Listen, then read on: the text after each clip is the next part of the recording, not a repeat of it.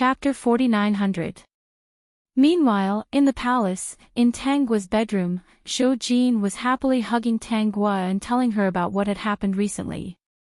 Late into the night, his mouth was dry from talking, but he still couldn't stop. I will definitely tell the world what you've done. In the future, the people will know that you saved them. You've surprised me. You're always so predictable. Zhou Jin sighed. I can't wait. I'm afraid that my current status isn't good enough for you. You're preparing to take action. Next year, I'll take back all my rights. Okay. With the matter settled, Yun Bingjun looked at the news about Nanqi. Knowing that Chu Qiu was safe for the time being, he calmed down. He still didn't know how to face Chu Qiu. It was impossible for Tang Shan not to notice Yun Bingjun's abnormality. Yun Bingjun spent a lot of time in the study every day. Occasionally, he would stop by the Autumn Water Rouge shop. Tang Shan finally understood that Yun Bingjun had feelings for Chu Qiu. Fortunately, she had a plan in advance. Now that Chu Qiu had returned to Nanqi because of her identity, it was impossible for her to be with Yun Bingjun. When Chu Qiu returned, she would marry Yun Jiling if there were no accidents. At that time, the situation would be set. There was nothing to worry about. But when she thought of Yun Bingjun having feelings for another woman, she felt uncomfortable and angry. She wanted to strangle Chu Qiu to death, even if Chu Qiu had saved her 2 children. I don't know when Sister Chu will return. It's been a few months.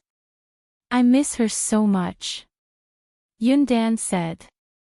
Yun Axian said, yeah. Didn't she say she'd be back soon?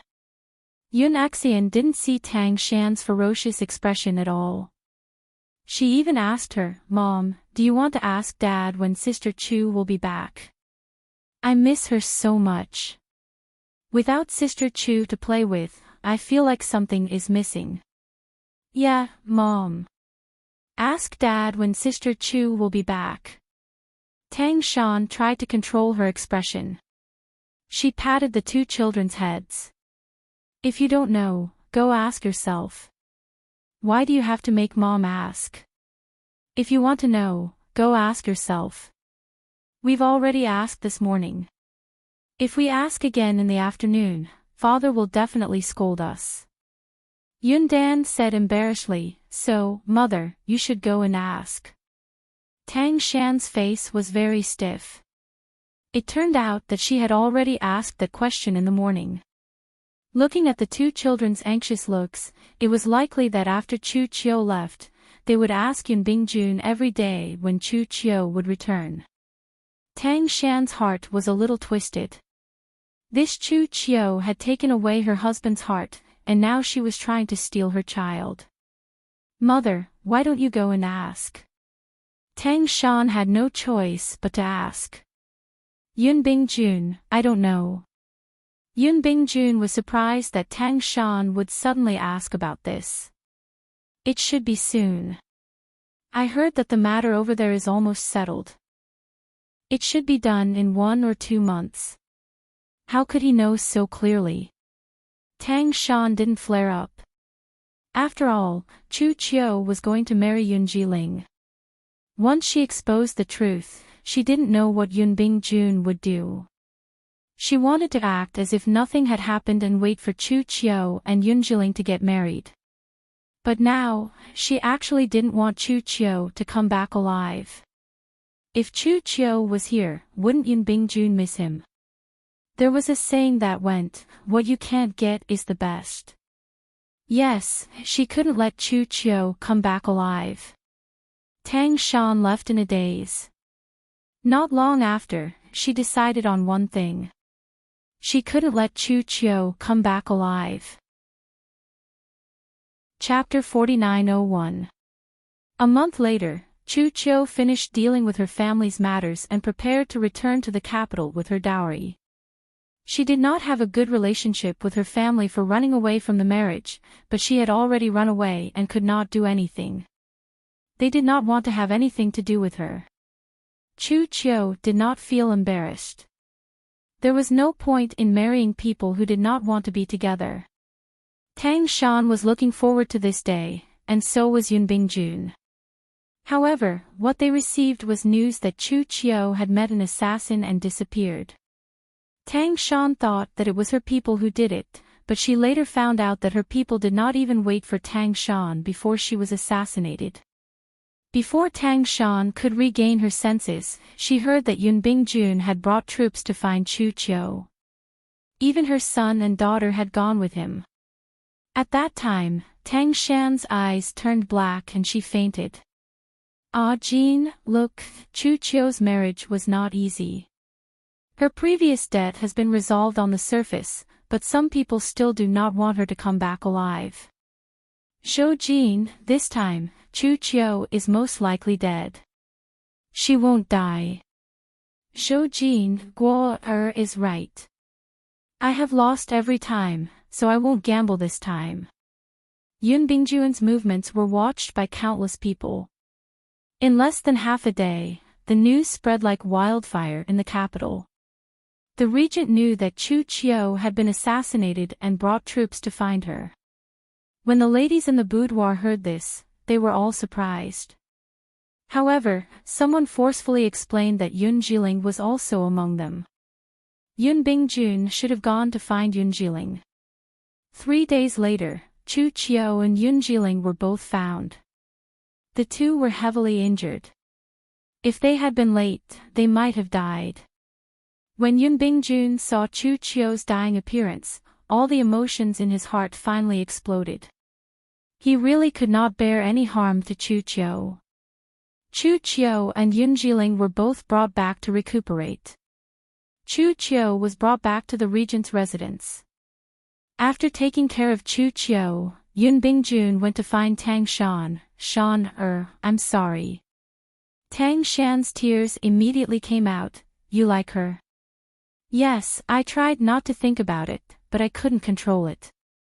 These days, I was afraid to hear news about her. I was afraid that when I saw her, she would already be dead. I want to take care of her. I can't continue to ignore my feelings for her. Tang Shan's face was pale as she said, Then why are you telling me this? You are the regent.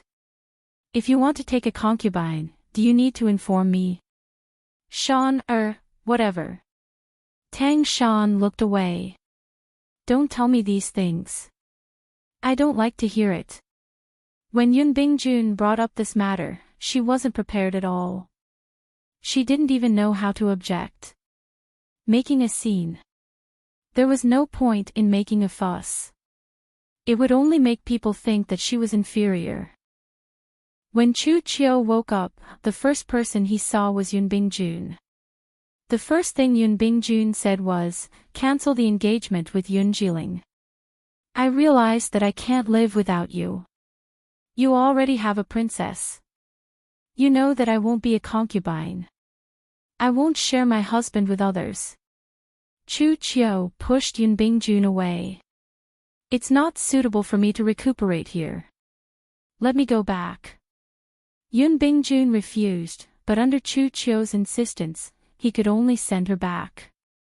When Yun Dan and Yun Xan heard this, they felt somewhat regretful and chased after Chu Qiu. When they returned to the manor, they were called over by Tang Shan. Tang Shan prepared to tell the two children that their father had taken a fancy to Chu Qiu and wanted to take Chu Qiu for himself.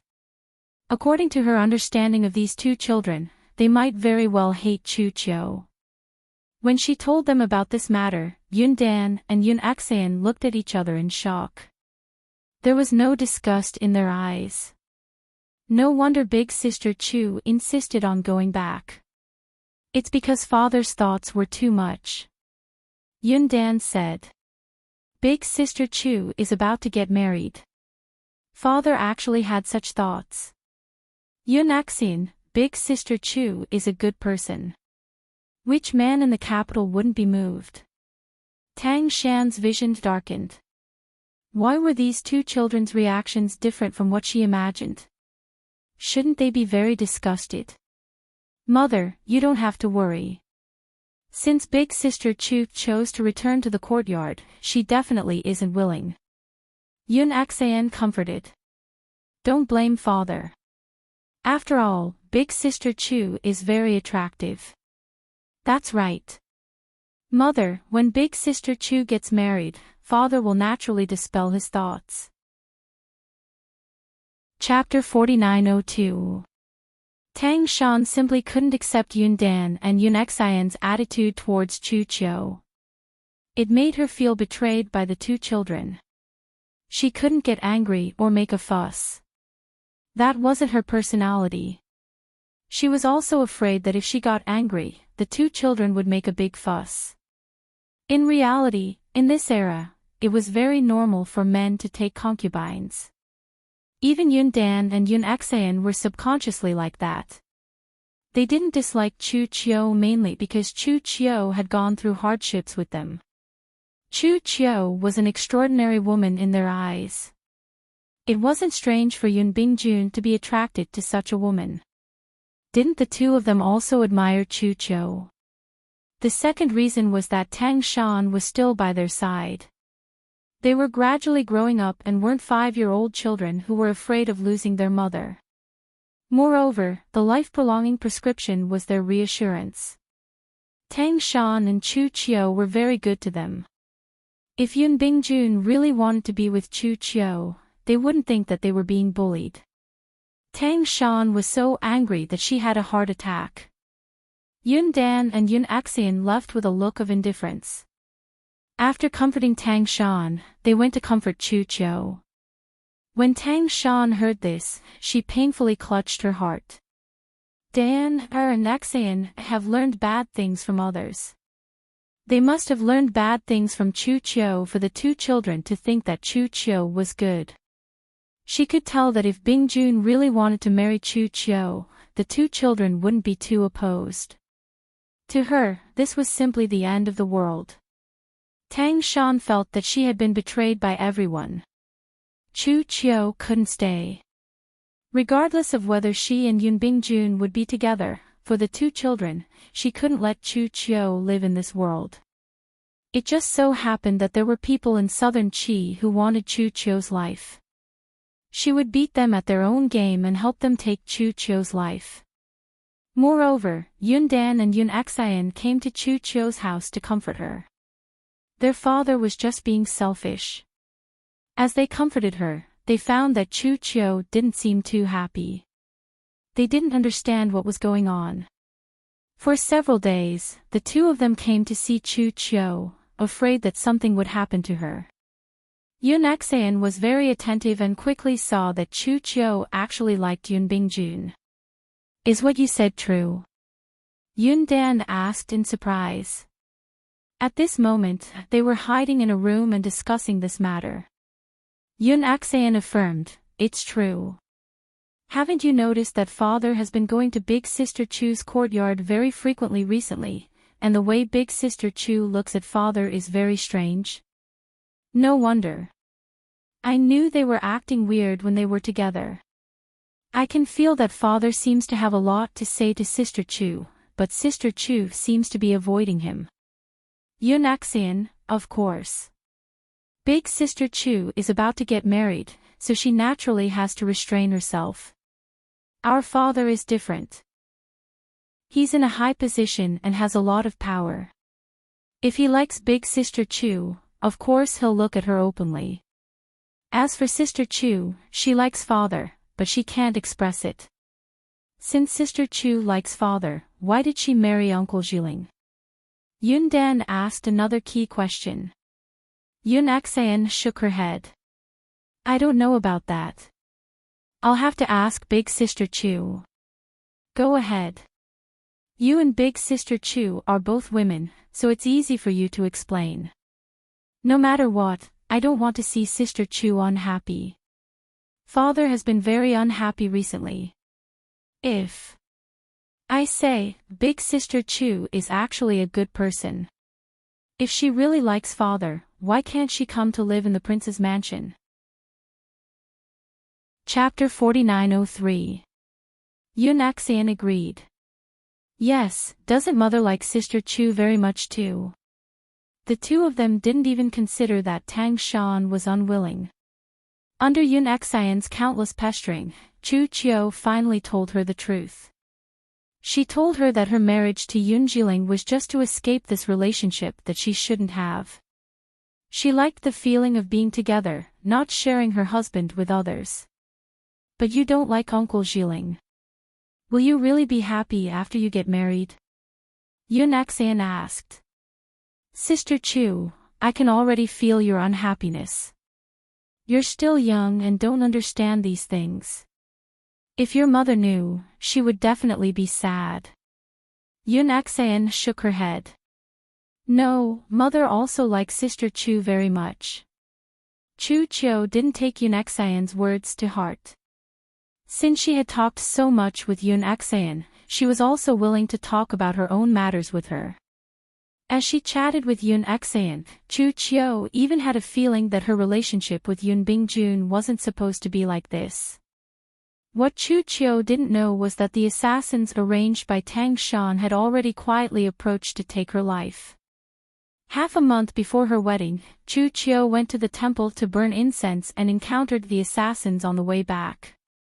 Tang Shan didn't expect that Yun Bingjun would secretly go to pick up Chu Qiu and happen to encounter such a scene. The assassins were all wiped out and one was even captured alive. Father, did you get the results from the interrogation? Yun Dan and Yun Axian hurriedly asked Yun Bingjun. Is it someone from Nanqi? They also knew that Chu Qiu had some grudges with a certain family in Nanqi, so they asked. Yes. Yun Bingjun lightly replied. It's someone from that side. In reality, it wasn't. The results of the interrogation were too shocking. It was someone arranged by Tang Shan. That person did indeed want to pretend to be someone from Nanqi, but unfortunately, his accent betrayed him. After being forced to confess under torture, he finally confessed his origin. Yun Bingjun knew why Tang Shan did this, so he didn't blame her and even took the initiative to hide this fact. The day before Chu Qiu's wedding, Yun Axian came to find her again and asked if she had really decided. Chu Qiu, I've already decided. In the afternoon, Chu Ding also came to find Chu Qiu. I can see that the person you like is actually Yun Bingjun. Didn't you run away from the marriage because you didn't like the young duke? Now, you've chosen someone you don't like. Jiling treats me very well. Chu Qiu said. Chu Ding said, to be honest, the young duke treated you well back then. No matter how you look at it, you're the one who let him down. Running away from the wedding day made him lose face. It's different this time. Chu Ding sighed. He hui, I hope you can consider it carefully. If you really like Yun Bingjun, with your status, we can ask His Majesty to make an appearance and let Yun Bingjun marry you as a co-wife. Your status will not be lower than the regent's consort. I've already inquired about it. The regent has more power than the emperor, and he's also infatuated. You're so good, so it's inevitable that he's moved by you. Marrying him, it's not too bad. It's better than marrying someone you don't like. I know your personality. If you don't like Jiling, I'm afraid you won't be happy in the future. He hui, after today, you can't go back on your word. At night, Yun Bingjun also came to find Chu Qiu. He asked Chu Qiu if she could change her mind. If she was willing, she would be his co-wife. The moment he knew that Tang Shan had acted against Chu Qiu, Yun Bingjun had made this decision. The latest website. To download the latest TXT ebook, please click to read this book on mobile. To post a review to make it easier for you to read it next time, you can click on the Save button at the bottom to record this reading. Next time you open the bookshelf, you'll see it. Please recommend this book to your friends. Thank you for your support. Chapter 4904. Chu Qiu naturally refused. Yoon Bingjun also left and said that he would leave the capital that night to deal with some matters. He would return after a while and would not attend her wedding as he was afraid that he would be reminded of the past. The night was long and many people could not sleep. Some were so worried that they could not sleep, while others were so excited that they could not sleep. There were also 2 people in the imperial palace who were too excited to fall asleep. Yoon Bingjun left the capital that night. It seems that Chu Chiu and Yoon Jiling's wedding is set in stone. Tang Gua shook her head. Are you sure? Could there be any changes? Chu Chiu would not run away from the wedding, right? Yoon Bingjun is not in the capital and no one will disturb her. She and Yoon Jiling will most likely get married. Tang Gua placed down a chess piece. I still feel that things are not over yet. Whether or not it will succeed will depend on tomorrow afternoon. The next day, Chu Chiu sat on the bridal sedan and was carried in the direction of the Marquis Ning and estate. Zhou Jin, who came out from the palace to watch the show, saw this and smiled as he leaned close to Tang Gua's ear. Look, she got on the bridal sedan. Hasn't the wedding ceremony yet? You can really sit still. In my opinion, today's wedding will succeed. Zhou Jin felt that it was impossible for it not to succeed. Let's continue watching. Tang Gua was as steady as Mount Tai. Zhou Jin did not know what the male lead and female lead were. Chu Chiu's wedding would probably not succeed. Moreover, Yoon Bingjun leaving the capital that night was really nonsensical. It was definitely not something important and he most likely had his own plans. However, she could not guess what Yoon Bingjun was planning. The bridal sedan is at the entrance of the Marquis Ning and estate. She was asked to get off the bridal sedan. She was led in by Yoon Jiling. The wedding ceremony is about to begin. Zhou Jin clenched his fists excitedly. You're definitely going to lose this time. But don't worry, I'll peel those 10,000 melon seeds. I won't let anyone else do this job. Tang Guo was amused. Ling Yu couldn't help but cover her mouth and snicker. His Majesty would only be so childish when he was beside Her Highness. Qi Qing's face was about to break from all the slapping. In any case, His Majesty in front of Her Highness couldn't bear to look at him.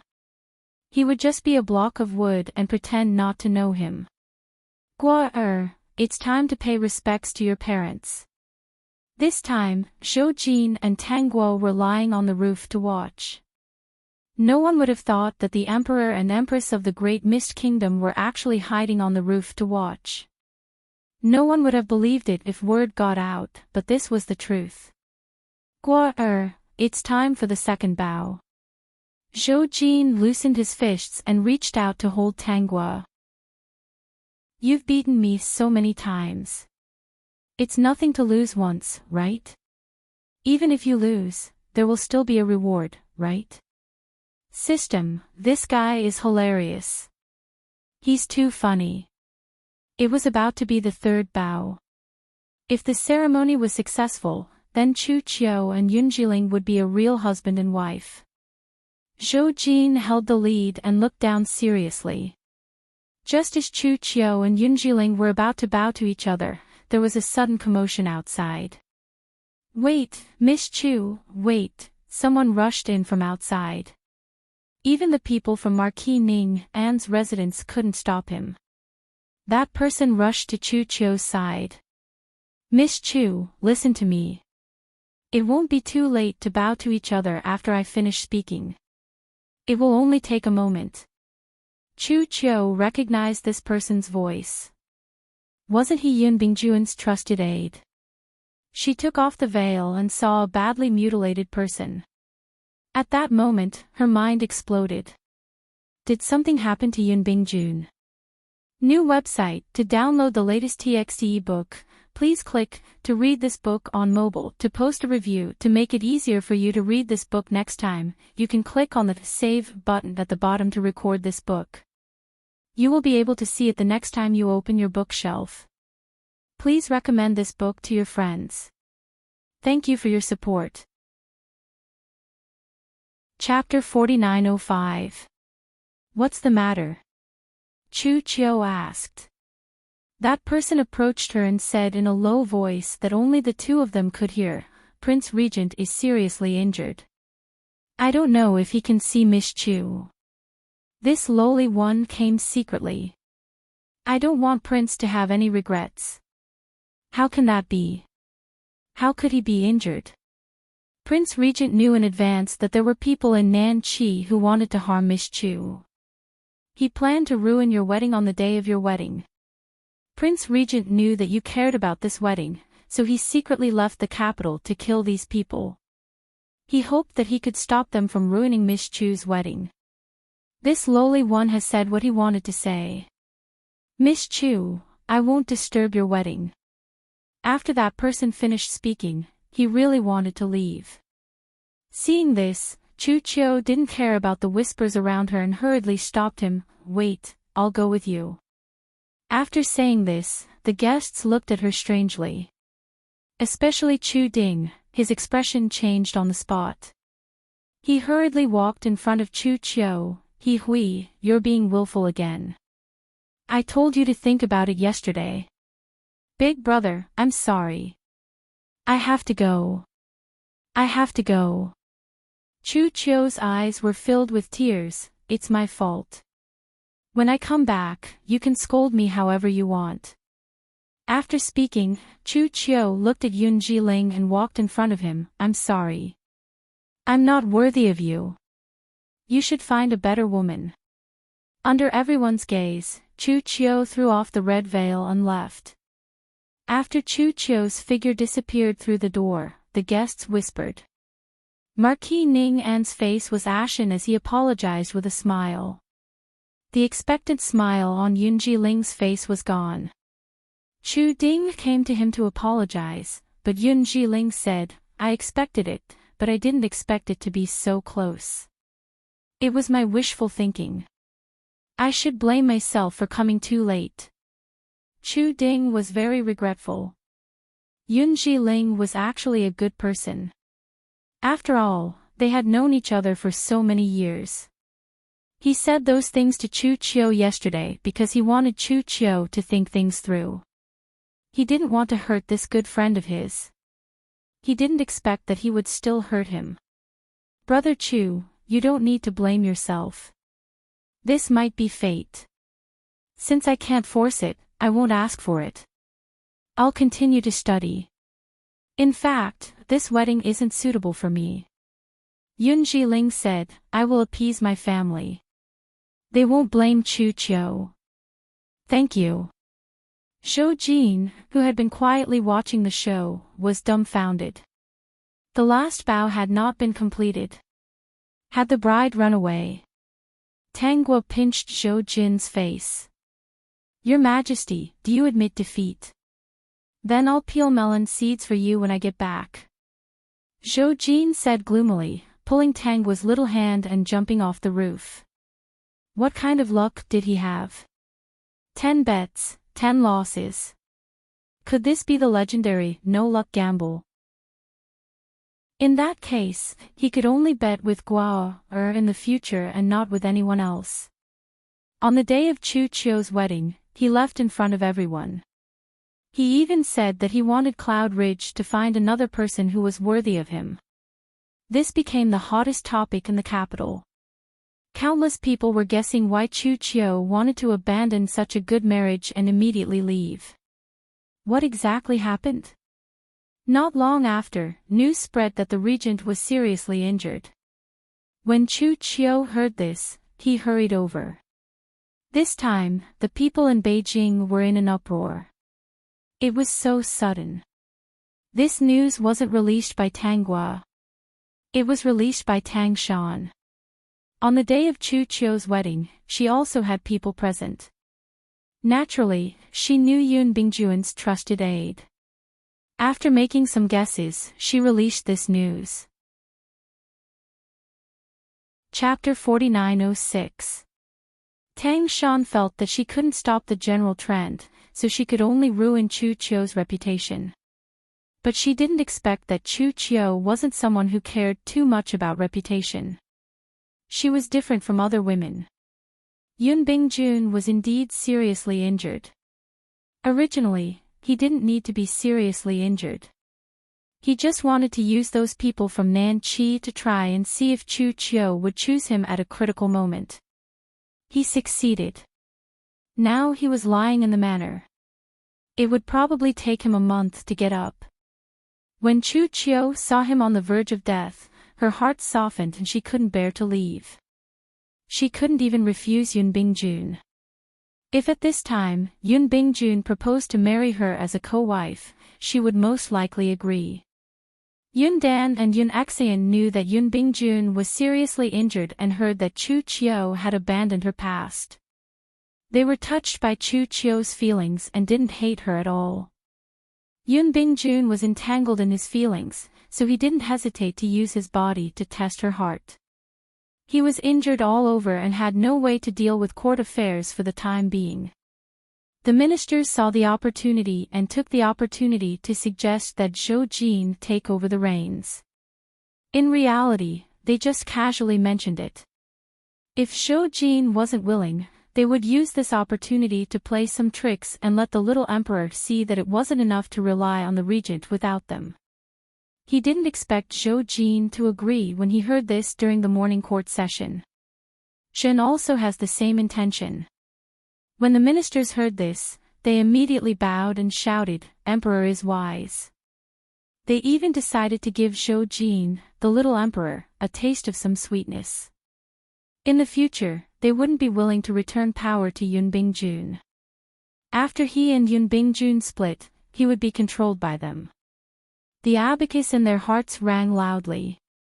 Not long after court was dismissed, Yun Bingjun received news that Zhou Jin was taking over the reins.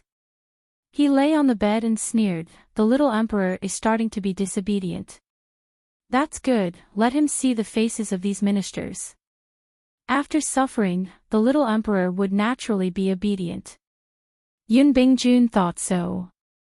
His subordinates understood Yun Bingjun's meaning and left. They also thought that without Yun Bingjun, the little emperor would only be controlled by those ministers. His life wouldn't be as comfortable as it was now. Even Chu Chio on the side thought so. She said, "If you don't care about court affairs, if something happens, you don't have to worry. My men will keep watch. Nothing will go wrong. At most, the young emperor might be badly battered by those courtiers and then come to beg me." Chu Chio nodded in agreement, "That's true. As long as you're here, the great mist country won't fall into chaos."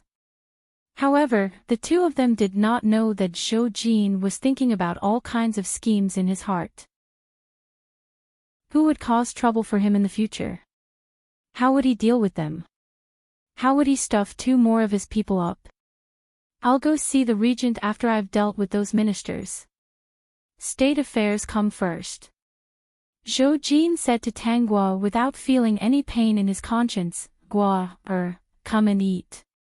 "Ah, Jin, eat more. In a few days, you'll have to face those officials head-on. It'll take a lot of energy." For the first 10 days, the officials were very cooperative with Zhou Jin. On the 11th day, they started to cause problems. Zhou Jin was being crafty, refusing to cooperate and objecting to his suggestions. Zhou Jin had come prepared. He explained the pros and cons of his decision, questioned those who were against it, and asked those who were in agreement.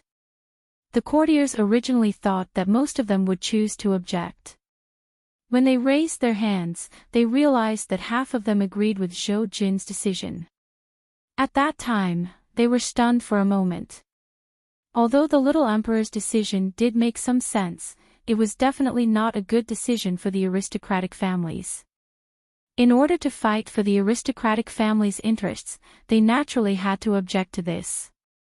Why were there so many traitors in court? Chapter 4907. Soon, they understood. Wasn't this the person that Yun Bingjun had promoted? As expected, even though Yun Bingjun was seriously injured, he was still in control of the court. But this time, they had to resist to the end. First, they didn't want Yun Bingjun to be too proud. This was a once-in-a-lifetime opportunity for them. Second, this was related to the interests of the aristocratic families. If they took a step back, they would have to take a step back in the future. Lordly, we feel that you are old and can't keep up with the times. Your thinking is too conservative. You actually want to oppose such a policy that benefits the country and the people. Don't you want the people of our great Mist country to live a good life? If you don't have foresight and think for the people, how can you be an official? Why don't you quit? We will allow you to retire and return to your hometown today. Zhou Jin said with a smile, Lord Lu, you too. The Empress once told us that if we don't update the news in time, it will be easy to fall behind.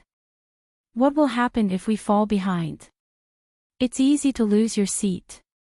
This is a warning to us. The same applies to you.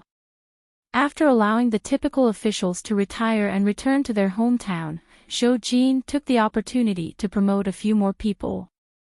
That day, Zhou Jin's decision caused a huge uproar. Zhou Jin changed from before. He acted decisively and didn't give anyone a chance to object. The next day, there were officials who threatened to resign, saying that if Zhou Jin didn't take back his order, they wouldn't do it. These officials believed that without them, the court wouldn't be able to change. When that time came, Zhou Jin would know what it meant to struggle. Since all the officials feel that they aren't up to the task and are willing to give up their positions so that more talented people can stand here, we will allow it. Zhou Jin said, we are very grateful for your deep sense of righteousness. For the sake of the great Mist country's future, we will reward you with 1,000 pieces of gold. The officials who originally wanted to resign suddenly stretched their feet back. They didn't dare to stand out and planned to wait and see. In the end, they found that the people that Zhou Jin arranged were decisive and swift. They couldn't stop them at all. There was another thing that made the officials very afraid. Those officials who were allowed to retire and return to their hometown all received a box from Zhou Jin. They originally thought that it was a reward of gold and silver, but when they opened it, they found that it was actually a record of their bad deeds. His Majesty said that these matters will be left to the lords to deal with. Qi Qing said with a smile, this is on account of the many years that you have worked hard for. I ask that you all take care of yourselves. Your Majesty didn't make a fuss about it this time, but if there are new ones added to these books, Your Majesty will have to make a fuss about it. There were not many officials who were not greedy. They would more or less have something that could be used against them in the dark. It was impossible to kill all of them. That was why Zhou Jin chose to use this more intimidating method. If these people obtained these, they would definitely spread the news. Eliminating the Qing dynasty could only be done one step at a time. If Zhou Jin really killed them all at once, it would cause a counterattack, which would be detrimental to his operation. The little emperor is still too young. Yun Bingjun was recuperating in the courtyard. When he heard that Zhou Jin had replaced a large number of people, he made an evaluation of this matter. Does he really think that the people he promoted will listen to him? And those who were replaced, don't tell me that they won't do anything. Your injuries haven't healed yet. Don't worry about these things for the time being. Chu Qiu interrupted Yun Bingjun's words. Take advantage of this time to properly recuperate and rest for a while. Since everything is in your hands, there's nothing to be afraid of. Chapter 4908. Also, didn't you say you wanted to teach the little emperor a lesson? This time, I hope you can make him understand that the person the Great Mist Kingdom needs the most is you. If you didn't intimidate the court, wouldn't those officials turn the sky upside down? Chu Qiu naturally thought that Zhou Jin was an emperor who only knew how to eat, drink, and play. He didn't have any great talent, but he had some ambition. This big move was just the little emperor growing up and having ideas. He wanted to take back his power while Yun Bingjun was recuperating. But she didn't think that Zhou Jin would succeed. How could it be so easy to control the court? She thought that Zhou Jin would suffer a lot this time. Okay, I'll listen to you. Yun Bingjun threw the letter to the side and held Chu Qiu's hand. Chu Qiu wanted to break free, but because Yun Bingjun was injured, she didn't dare to move too much and let him hold her hand. Qiu, the fact that you can come here shows that you have me in your heart. For me, you were willing to leave on the day of the wedding. Can't you accept me? Since the day Tang Shan made a move on Chu Qiu, Yun Bingjun didn't feel any guilt about marrying Chu Qiu. The little bit of guilt in his heart had completely disappeared because Tang Shan had dealt with Chu Qiu. Isn't it because of that subordinate of yours? He made it sound like you were about to die. How could I not come? Right now, the entire capital is laughing at you. You can't go back to Nanqi. Qiu, just promise me. If you're willing, I will marry you as a second wife. We've been together for so many years. Can't we be together? Do you really want to wait until the day I die for you to agree? Actually, Chu Qiu was already moved. But she still felt pressure in her heart. She didn't want to share her husband with others. She had also tried to marry someone else. But when she heard that Yun Bingjun was seriously injured, she left the wedding without hesitation. This meant that she couldn't let go of Yun Bingjun, and couldn't fall in love with someone else. She knew that she had become a joke, but she wasn't a real ancient woman and wasn't afraid of others saying that. If she had to do it again, she would still make the same choice. Let me think about it. Chu Qiu said. Also, the princess consort might not be willing. I'll make the decision on this matter. Chu Qiu said. Give me some more time. Also, no matter what the result is, I won't be able to live in the prince's mansion in the future. This was her last stand. Actually, she knew that she could no longer reject Yun Bingjun. She never thought that one day, she would also become a slave to love and share a man with another woman. I won't force you, as long as you don't rush to get married. I won't. Chu Qiu had long understood that even if she married someone else, she would still forget about Yun Bingjun. She would not be like before, impulsively choosing someone to marry. Yun Bingjun relaxed and decided to spend more time with Chu Qiu.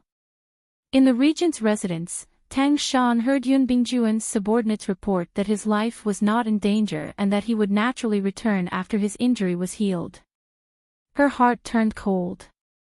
In addition, Yun Bingjun also sent a message back, informing her that he would marry Chu Qiu as his co-wife. Tang Shan was so angry that her eyes turned black. She had no choice but to congratulate Yun Bingjun. Bitch! What pair for life, isn't it just stealing someone else's husband, bitch? Tang Shan cursed in the room and sent her servant far away. Ever since she was betrayed by Meiyu, she didn't trust anyone around her.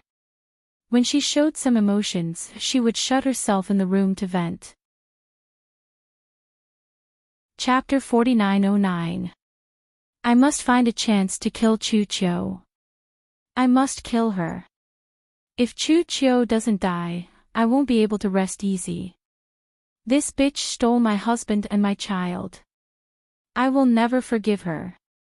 Tang Shan said viciously in the room. She wasn't just joking. The next day, she started making arrangements. Chu Qiu was always in the courtyard. She couldn't arrange for an assassin, but she could arrange for someone to poison her. For this matter, she specifically asked for help from the family Tang. The family Tang naturally knew that Chu Qiu was Tang Shan's biggest threat. Not only for Tang Shan's benefit but also for the family Tang. Chu Qiu had to be eliminated. Tang Shan didn't dare to use the people in the residence because she was afraid that Yun Bingjun would find out. The family Tang also had a group of useful people, but she didn't expect them to be used like this. Unfortunately, Chu Qiu had her own halo. The first time she was poisoned was when she was eating pastries. Coincidentally, a stray cat ran in from outside. Chu Qiu saw that the stray cat was very hungry, so she threw a pastry to it. After the stray cat ate it, it foamed at the mouth and died. Chu Qiu was so scared that she knocked over all her pastries. Because she was eating in her room, she didn't want Yun Bingjun to be distracted, so she asked people to hide this matter. She had some people of her own. She immediately sent people to investigate who poisoned her. She guessed that it was people from the southern Qi kingdom. That young duke still didn't want to let her go. This was a debt left by the original owner. She couldn't explain it clearly. After the first failure, Tang Shan didn't give up. She continued to ask people to find a chance to poison her. The second time was in a bowl of ginseng soup. At that time, Chu Qiu was eating it with Yun Bingjun. She didn't know what Yun Bingjun was thinking. He insisted that Chu Qiu feed him. Although Chu Qiu was shy, she still agreed and fed Yun Bingjun the soup in her bowl. Seeing this, the servant girl who poisoned the soup subconsciously knocked over the bowl. If Yun Bingjun died because of this, she and her family would definitely be killed. After the bowl was knocked over, the servant girl hit the wall and died. Investigate. Yun Bingjun looked at everything in front of him and protected Chu Qiu in his arms. Investigate to the end. It's not the first time, Chu Qiu said. Could it be that he still won't let me go? What do you mean it's not the first time? Yun Bingjun asked. Chu Qiu knew that she couldn't hide it from Yun Bingjun and had to deal with this matter. If she didn't deal with it properly, she might really lose her life. As such, she didn't hide it from Yun Bingjun and told him about how she had almost been poisoned. 3 days ago, I was almost poisoned as well. Fortunately, when I was eating pastries, a wild cat ran in. Seeing that it was extremely hungry, I threw a piece to it. The wild cat ate it and was poisoned to death. Why didn't you tell me earlier? Yun Bingjun scolded. Chu Qiu, I was afraid that it would delay your recovery, and I've already arranged for someone to investigate. The next time you encounter something like this, you're not allowed to hide anything. The other party's intentions are so obvious. It seems like they want your life. He wanted Chu Qiu's life, but he seemed to be afraid that he would die. Could it be her? Yun Bingjun's heart sank. He hoped that wasn't the case. He didn't want such an outcome. But the results of the investigation disappointed Yun Bingjun. It really was Tang Shan. Even if Tang Shan and the family Tang did it secretly, if Yun Bingjun really wanted to investigate, he could easily find out. After all, he had been the regent for so many years. He still had the power to do so. Yun Bingjun originally wanted to hide it from Chu Qiu, but Chu Qiu still accidentally overheard it. Chu Qiu didn't say anything and pretended not to know. But she was a bit annoyed that Tang Shan wanted her life again and again. Chapter 49:10. Tang Shan received a letter from Yun Bingjun. She was originally happy, but when she saw the contents of the letter, her smile froze on her face. There were only 8 words in the letter: don't overdo it, don't do it again. Tang Shan's face was full of sarcasm. Was Yun Bingjun giving her a warning?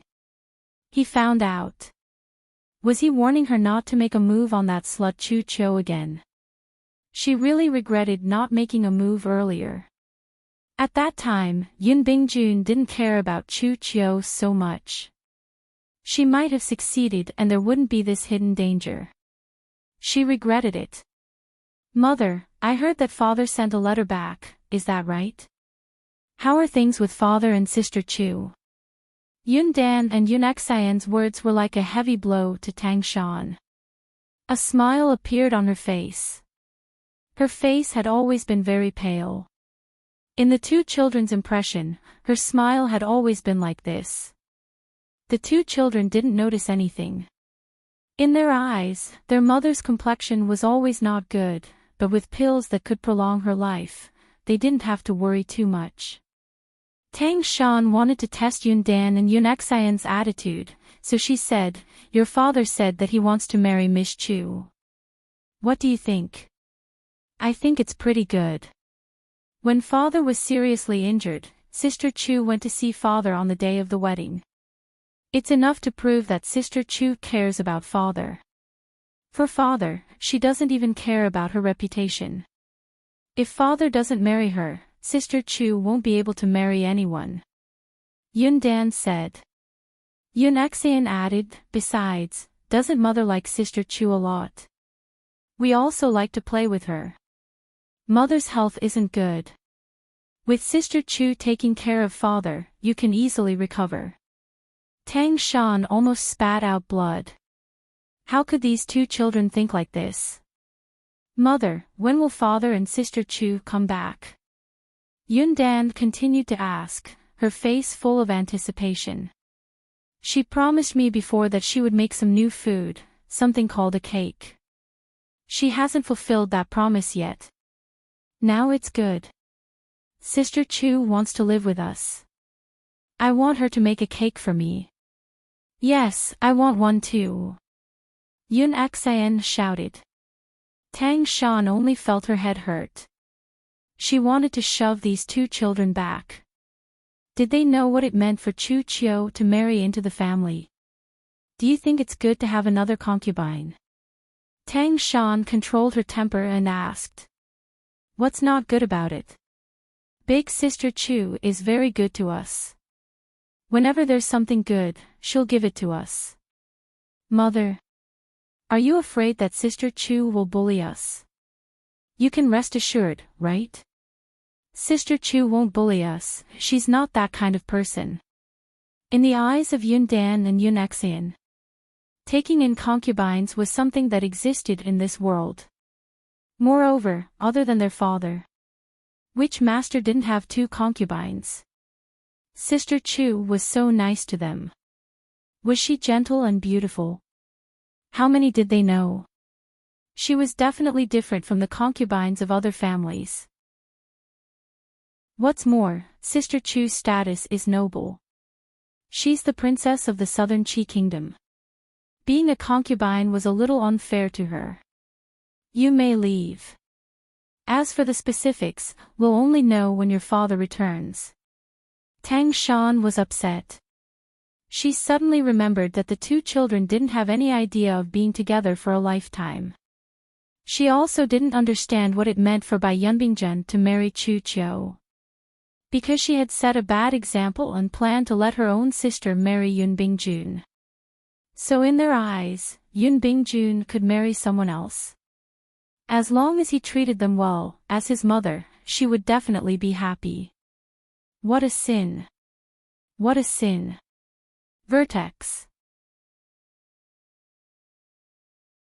Chapter 49:11. After Zhou Jin took over the reins for a month, he felt that things were more or less settled. He knew that Yun Bingjun had not been paying attention to the court recently and was instead dealing with his family's mess. He planned to take Tang Gua to Yun Bingjun's residence to see how he was recovering. In fact, he just wanted to create an illusion for Yun Bingjun to make him think that he was going to ask for help. In reality, most of the people in the court were his people. The others who could stay in the court were all behaving themselves with their tails between their legs. He gave each of these officials a box containing their misdeeds and told them to deal with it themselves. He didn't have a backup here. He really didn't keep a backup, but doing so really scared these old guys. It was all thanks to Tang Gua's help that he was able to collect so much evidence. When Tanggua asked someone to deliver it to him that day, she said that it was a gift for him to take over the reins. It really made him feel wronged. These things couldn't be worn. Wouldn't he feel wronged to death? In the end, Tanggua still left the palace and bought him a stick of candied haws. Only then was he appeased. If the officials who received a box of evidence found out about this, they would probably feel wronged to death. Yun Bingjun has been doing a lot of bad things recently. He's too confident. He didn't pay attention to the court for a month and only cared about women. He doesn't know that the sky has changed. Zhou Jin held Tanggua's hand and sat in the carriage. He whispered in her ear, he should have received the message by now. He probably thinks that I went to ask for help. Ah, Jin, you've been very proud recently. Don't be too proud and capsize the boat in a ditch. If you get carried away and capsize the boat because of you, I won't help you. Gua don't worry. I'm just proud in front of you. I'm very vigilant in front of others. Tanggua naturally knew. She was just warning him.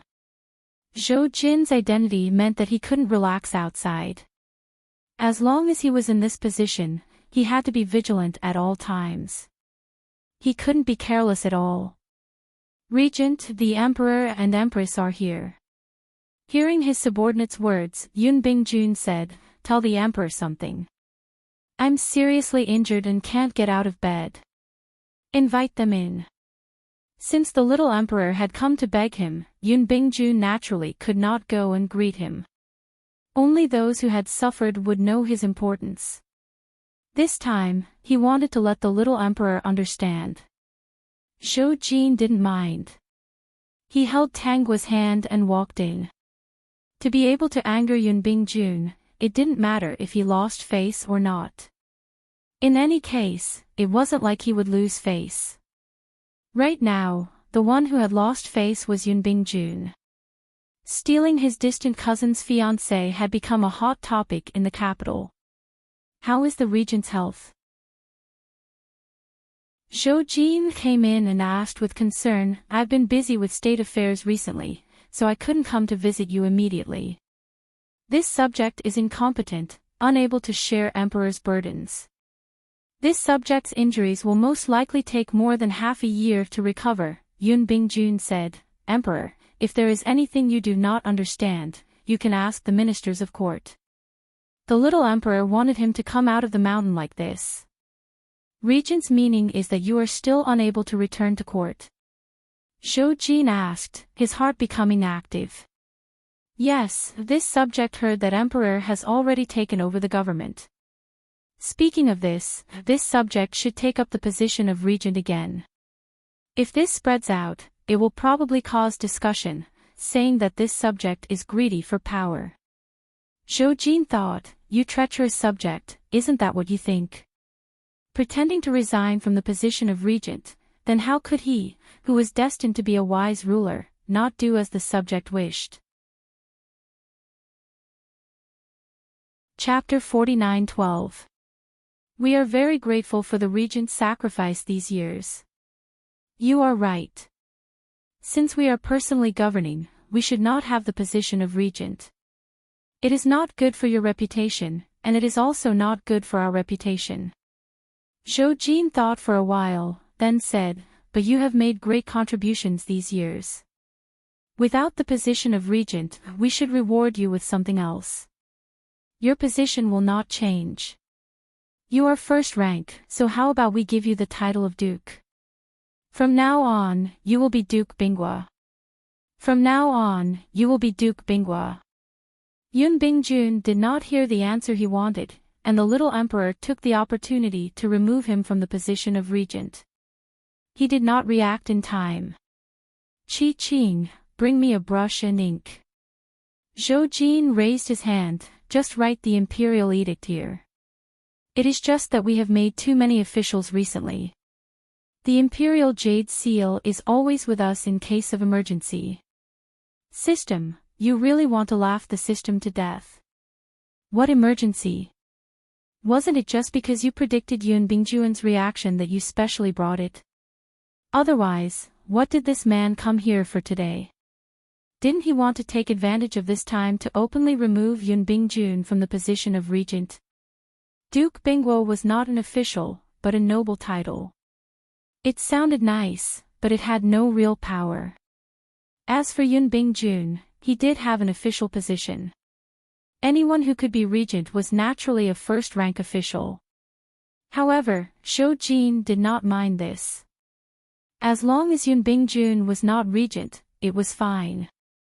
When the other party returned to the court, the entire court would be his people. Even 10 Yun Bingjuns would not be able to change the situation. Duke Bingwa, rest at ease and recuperate. We will give you a years-long vacation.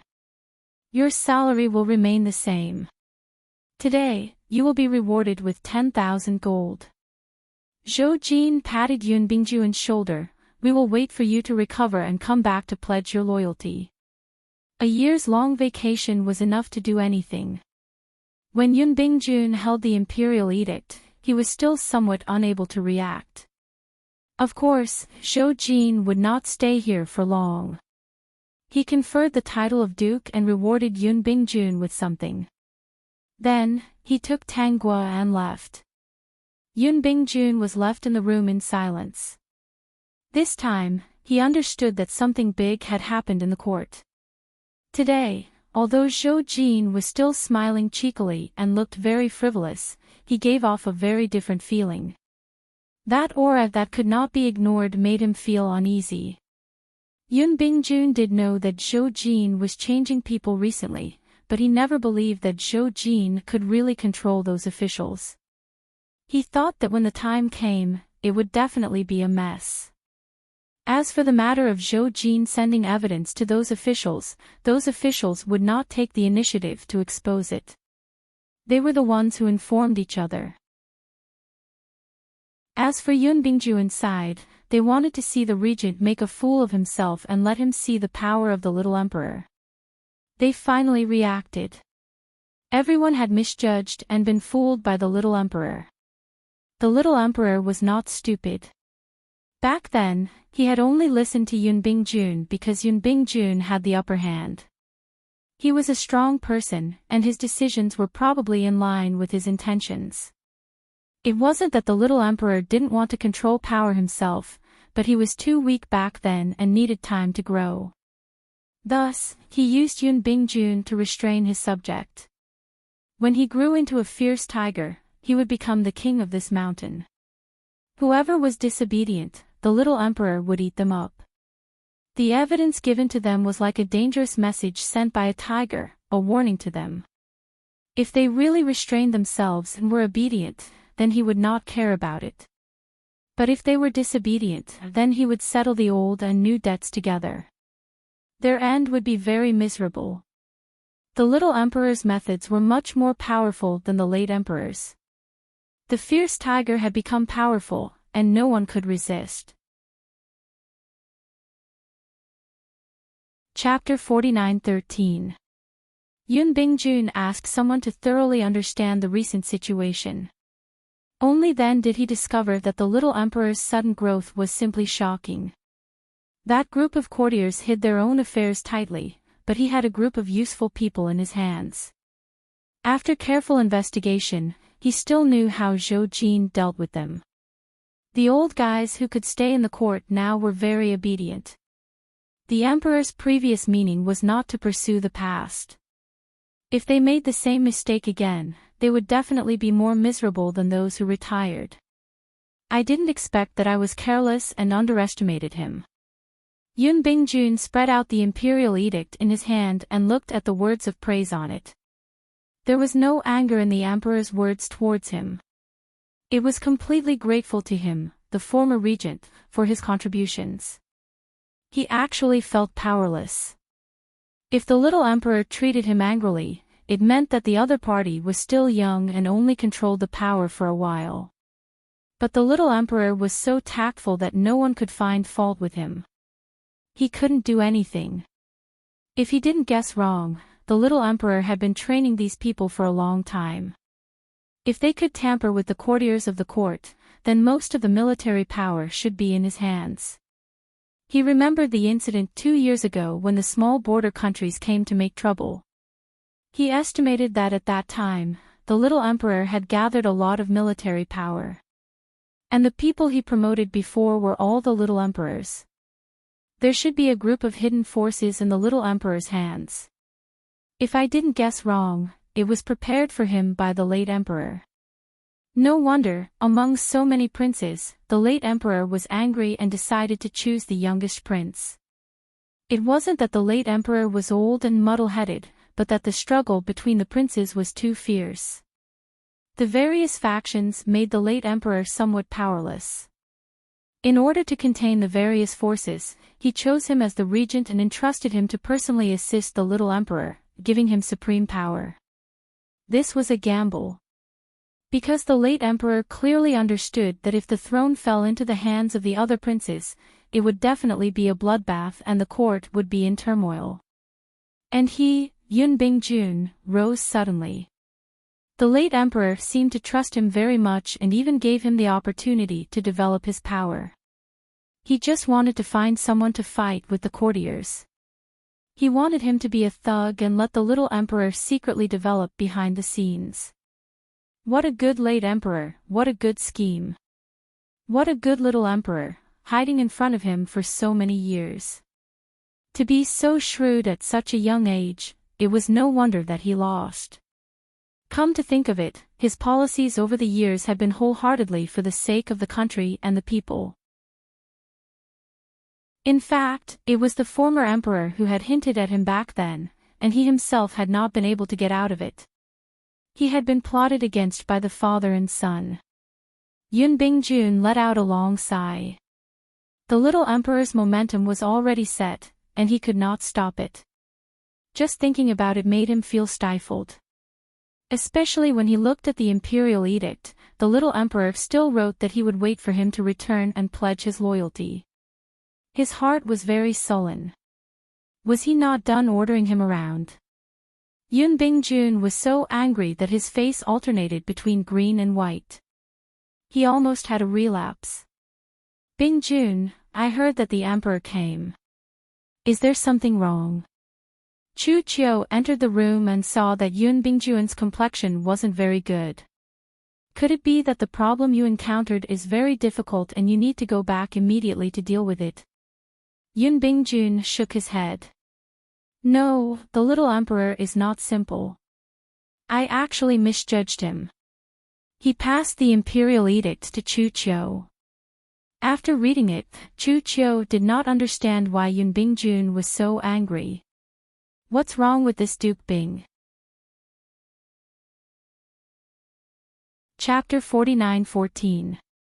It's not that bad, but compared to the title of regent, it's naturally not that good. Regent is a position that the late emperor specially created to assist the emperor. It's above the courtiers and can influence the emperor's decisions. Previously, I purposely said that after the emperor took over, there would be no need for the position of regent. I didn't expect him to remove it and give me the title of duke. Yun Bingjun coughed twice. He also gave me a year of leave to recover.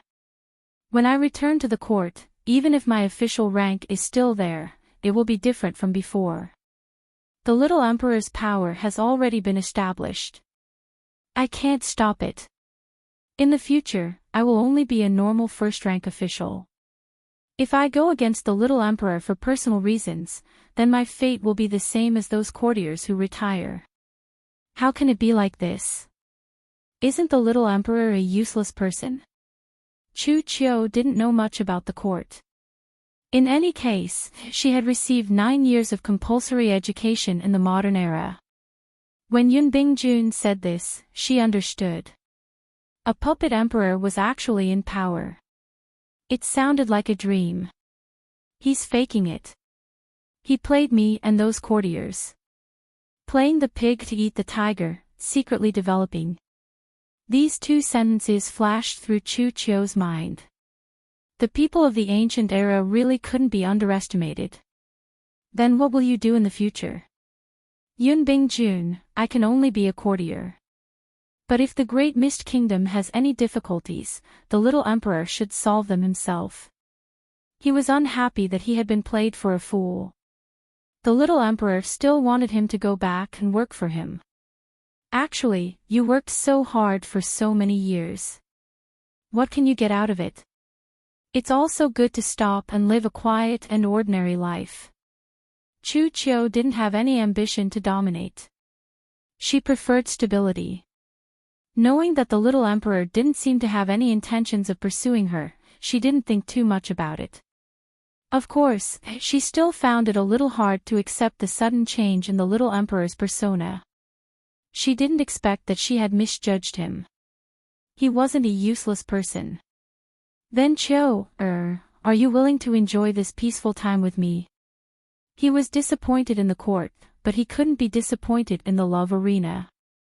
Chu Qiu didn't want Yun Bingjun to be hurt again. Yun Bingjun's soulless appearance really made her heart twist. Of course I'm willing. She couldn't lie to herself. Then let's go back and discuss our marriage with your elder brother. Yun Bingjun held Chu Qiu's hand. I won't wrong you. Bingjun, I agree to be with you, but not with them. This is my biggest concession. She didn't want to meet Tang Shan. Since she had chosen this path, she was ready. Yun Bingjun would spend some time with Tang Shan. Tang Shan was so vicious to her. If she moved in, she didn't know when she would lose her life. With Tang Shan's personality, even if she wasn't with Yun Bingjun, the other party would find a way to get rid of her. Since that was the case, why couldn't she follow her heart? She also felt that she was crazy. As a modern soul, how could she accept this? She could only blame herself for coming too late. If she had come earlier, perhaps she and Yun Bingjun would have been able to fly away together. Alright, as you wish. Actually, Yun Bingjun had this thought because he was afraid that Tang Shan would hurt Chu Qiu if he wasn't careful. Tang Shan was too ruthless. She could even lay her hands on her own sister, let alone Chu Qiu. After being married for so many years, he still didn't truly recognize what kind of person Tang Shan was. The two were in the courtyard, but the matter of the regent becoming Duke Bingguo was being discussed in Jing. Chapter 49:15. Not long after the imperial edict was announced, Zhou Jin arranged for someone to deliver a message to Tang Shan and a plaque from the duke's residence. It meant that they should quickly change into it. Tang Shan was thus promoted from Princess Regent to the Duchess. This day was extremely lively. At the same time, the capital also understood that the little emperor had grown up and held all the power in his hands. The Great Mist Kingdom no longer had a prince regent. Chu Ding had been staying in the capital recently because Chu Qiu suddenly ran away on the day of the wedding. The matter was not settled yet and he wanted to wait for a result. He did not expect such a change in the Great Mist Kingdom. The Great Mist Kingdom had really changed. When the family Tang people received this news, they were a little flustered. They even wanted to hand over a plaque and planned to see the Tanggua in the palace. Of course, they were rejected and named. The empress in the palace had nothing to do with the family Tang. Didn't they chase her out of the family long ago? At this time, the family Tang people were extremely regretful, but there was nothing they could do. At this time, there was another piece of bad news. Yun Bingjun brought Chu Qiu back to the duke's residence and planned to marry Chu Qiu as a co-wife. Chu Ding could not stop Chu Qiu's decision. After witnessing Chu Qiu and Yun Bingjun's wedding and knowing that Chu Qiu would not live in the duke's residence and would live in another residence, he was relieved. It's been hard on you, Chu Ding said to Chu Qiu before he left. But you chose this path. If you regret it in the future, it will be too late. Since I have chosen, I will not regret it, Chu Qiu said. Big brother, I can't escape this. Chu Ding left. He thought that he would not come to the Great Mist Kingdom in the future. He still had to bring the news of the change in the Great Mist Kingdom back. After all, this was a big matter. Tang Shan watched all of this. When she was called the Duchess, her heart was bleeding. The recent events were a double blow to her. Especially Yun Dan and Yun Axean, who wanted to see the bride. It was already good that she did not die from anger. Chu Qiu, on the other hand, was known as the Young Duchess. These two people felt that these titles were very distasteful, but it was their choice. Tang Shan didn't give up on dealing with Chu Qiu, but now that Yun Bingjun and Chu Qiu were newlyweds, the next time she wanted to make a move, she had to do it cleanly. What made Tang Shan even more furious was that Yun Dan and Yun Axean actually called Chu Qiu Lil Miss. Not to mention Tang Shan, Chu Qiu was also quite resistant to this form of address, but it was Yun Bingjun who asked them to call him that. The two of them only knew that Chu Qiu treated them well and did not dislike this form of address at all. "Little miss, why don't you stay in the public house?" Yun Dan asked. Chu Qiu was actually unwilling to talk about this, but since Yun Dan asked, she still said, "I'm afraid that I'll disturb First Madam. I'm used to peace and quiet, and I don't like to follow the rules too much.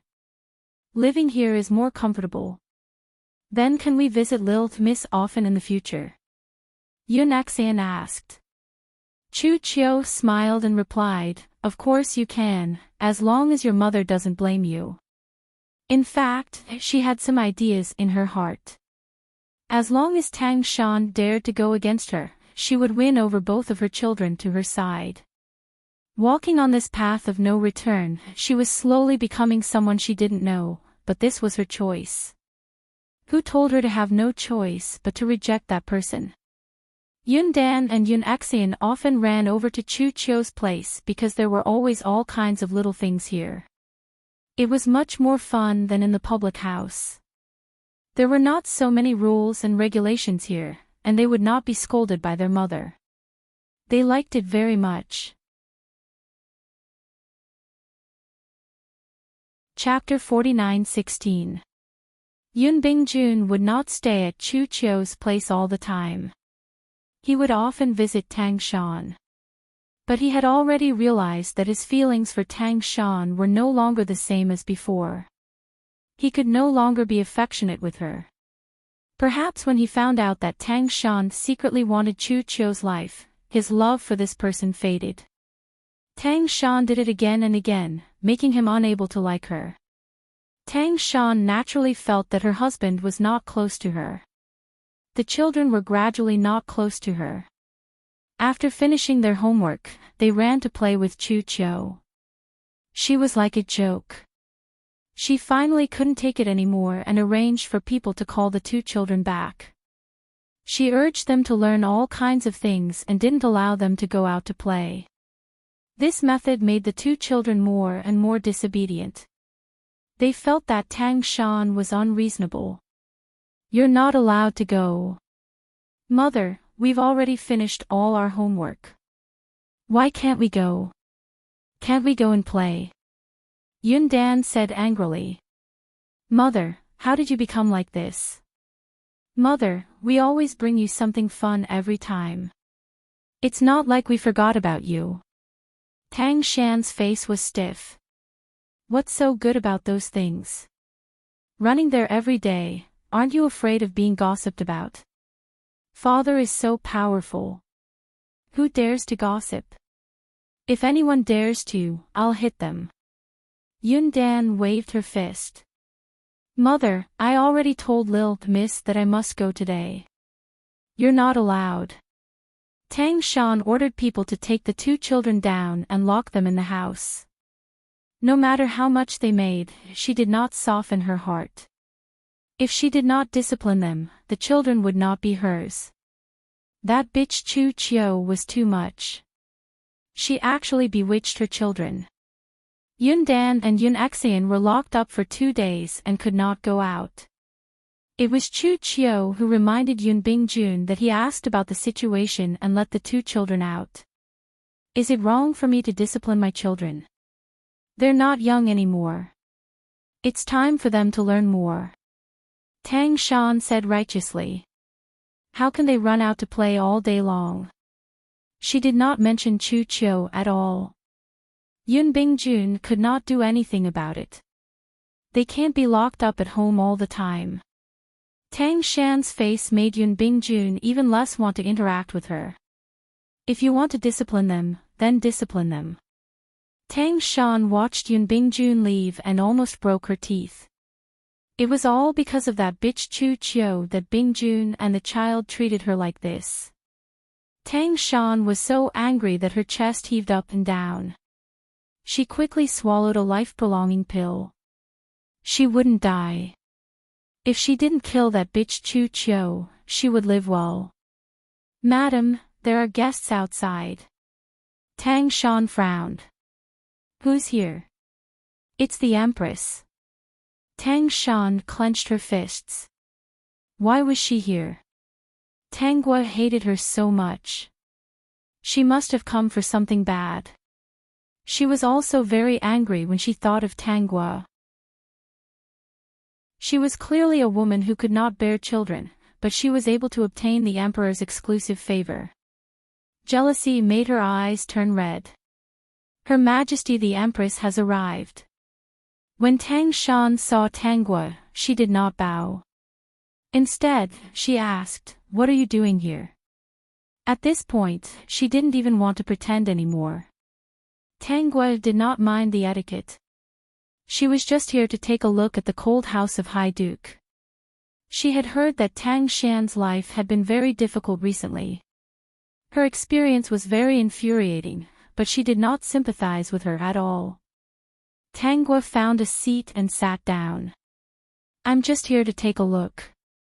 Are you very proud to see me down and out? Madam Duke has changed a lot. Now you don't even want to pretend anymore. Tang Shan sneered. I don't want to pretend anymore. If you didn't harm me, I wouldn't be here today. Tang Gua said. You calculated step by step. You didn't even let go of your own sister. Family Tang depends on you. No one will help you. I don't want your help.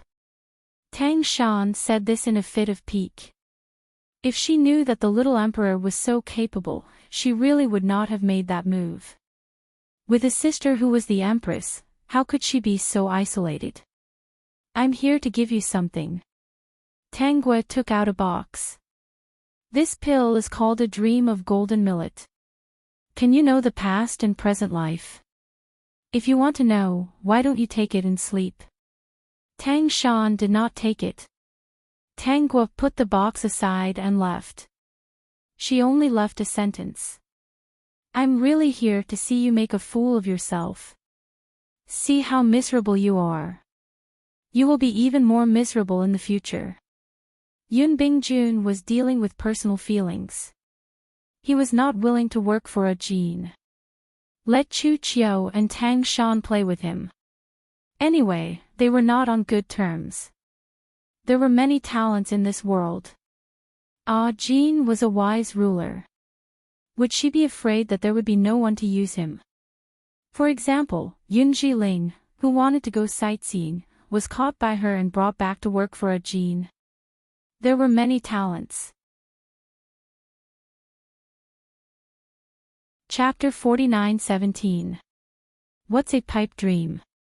Such a strange name. Past and present. Tang Shan looked at the box on the side and said disdainfully, take it out and throw it away. Yes, madam. The maid reached out to take the box. Just as she was about to leave, Tang Shan's heart skipped a beat. She felt like she was about to miss something. She hurriedly shouted, wait, put it down. Yes, madam. The maid didn't dare to disobey. She gently put the box down and silently retreated to the side. Tang Shan hesitated for a moment. In the end, she still picked up the box and opened it. Inside lay a smooth and round pill. She closed the box again and frowned. What did Tangwa mean? Did she mean for her to eat this pill? This pill was a pipe dream. It could let her know the past and present. How could such a thing happen? Tang Shan didn't believe it, but she still kept the box in her room and placed it in a wooden box. She even locked the wooden box. Tangwa knew that Tang Shan hadn't taken a pipe dream yet. Tangwa thought that even if Tang Shan didn't use it now, she would use it later. She wasn't worried at all. Wouldn't it be better if Tang Shan used it later? She would regret it more when the time came. That a pipe dream was from Yun Bingjuan's perspective. There were many versions of a golden millet dream created by Zi Yun. Usually, a golden millet dream looked at one's previous life from their own perspective.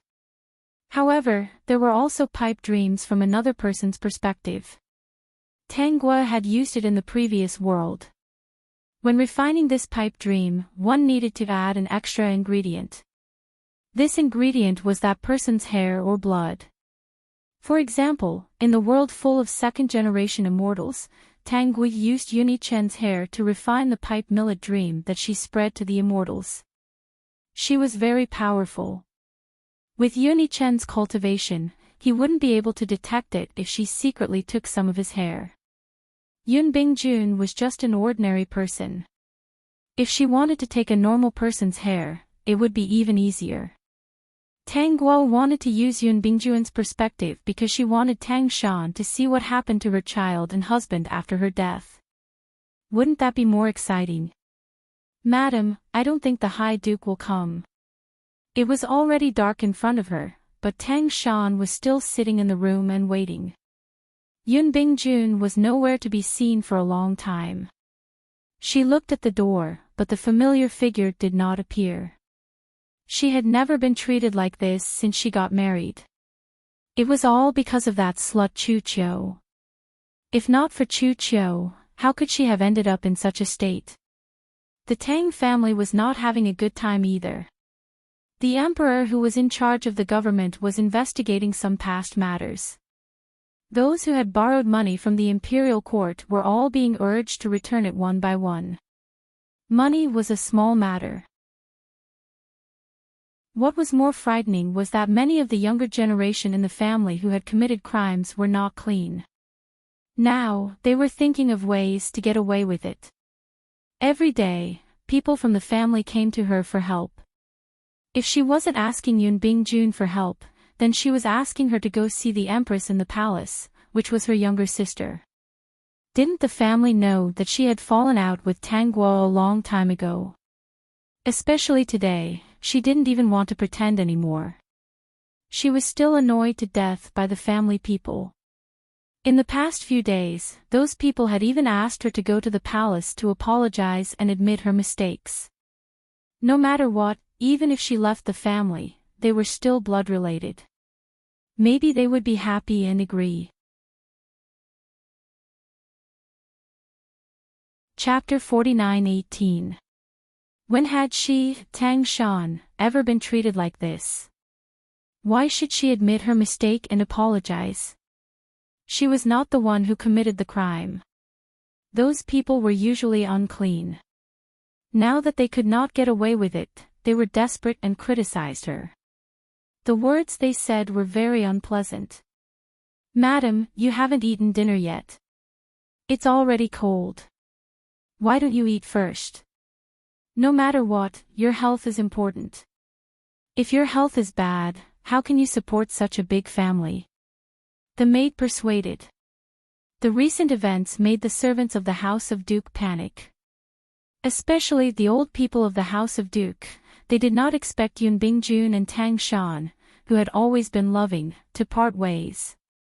Now that the House of Duke had a new lover, if the madam really fell out of favor, what should they do? I can't eat. So many things happened recently. How could she eat? Do you think I don't want to be healthy?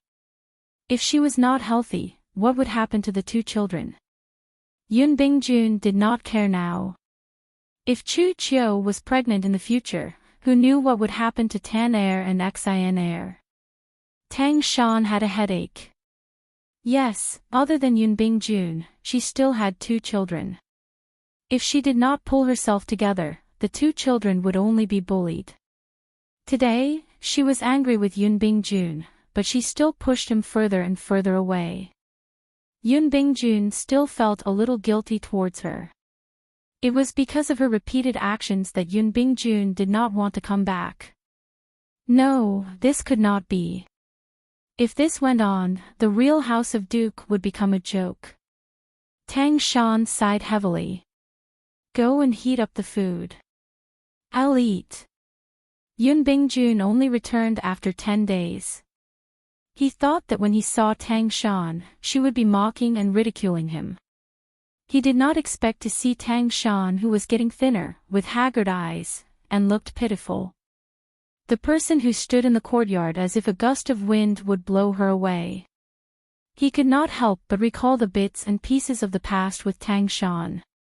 His heart softened, ached, and felt a little guilty. Why are you standing here and wearing so little? Do you want to die? Yun Bingjun walked over and hugged Tang Shan. He brought her back to the room and scolded her. Tang Shan's eyes were red and tears fell. She did not look as aggressive as before. It was really pitiful. Shan, I'm sorry. I was too impulsive. I don't blame you. I'm too narrow-minded, Tang Shan said. Bingjun, I don't know if you can understand the feeling of having to share everything you could have with a stranger halfway through. This feeling is very uncomfortable. It will drive people crazy, lose control of their thoughts, and do some unforgivable wrong things. The weather has been very cold recently, and I've been exposed to the cold wind every day. Finally, I'm awake. If I don't correct my attitude, I might lose you forever. Shan, I'm really sorry about that. I can understand how you feel. Sometimes, feelings can't be controlled. Bingjun, find some time to invite little sister Chu over for a meal. Treat it as my apology to her. I was wrong before. All right. Dear host, Tang Shan is most likely going to use a soft strategy. She realized that if she uses force, Yun Bingjun will only be pushed further away. He will also be on guard against any of her actions. Whatever she does, she won't succeed. Chu Chiu will probably suffer a little. Tang Gua said casually. Tang Shan's heart had always been vicious. Chapter 49:19. To be able to make Tang Shan give in, she must have a motive and was secretly preparing to take a bite out of the other party. Yun Bingjun, this person, was very skillful in dealing with matters in the imperial court, but once he was faced with a woman who moved his heart, he was trash. Recently, Yun Bingjun could be said to be flushed with success. He was very satisfied that his 2 wives were getting along well. However, he did not know that behind his back, Chu Chiu did not like to see Tang Shan. When Tang Shan saw Chu Chiu, on the surface, she was amiable and had a smile, but in reality, she could not help but want to kill the other party. However, Yun Bingjun liked this. He liked Chu Chiu's intelligence and wisdom. She did not care about trifles. There was something about her that was different from ordinary women. He also liked Tang Shan's gentleness. Ever since the conflict was resolved, looking at Tang Shan's performance, he thought that Tang Shan had really thought it through. The guilt from before was born again, and he treated Tang Shan much better. He decided to be fair. What Chu Chiu had, Tang Shan also had. They were both his wives, and no one would treat the other unfairly. Tang Shan did not act rashly for the time being. She could not be too impulsive now to avoid arousing Yun Bingjun's suspicion. If the other party caught her again, then she really would not have a chance to turn things around. First, she had to use Yun Bingjun to help the family Tang get through this difficult situation. No matter what, the family Tang was her family. If the family Tang collapsed, then she would have no way out. The family Tang was there and could help her a little. At least, it would be more convenient to help her with some trivial matters. Some things were not suitable for her to do.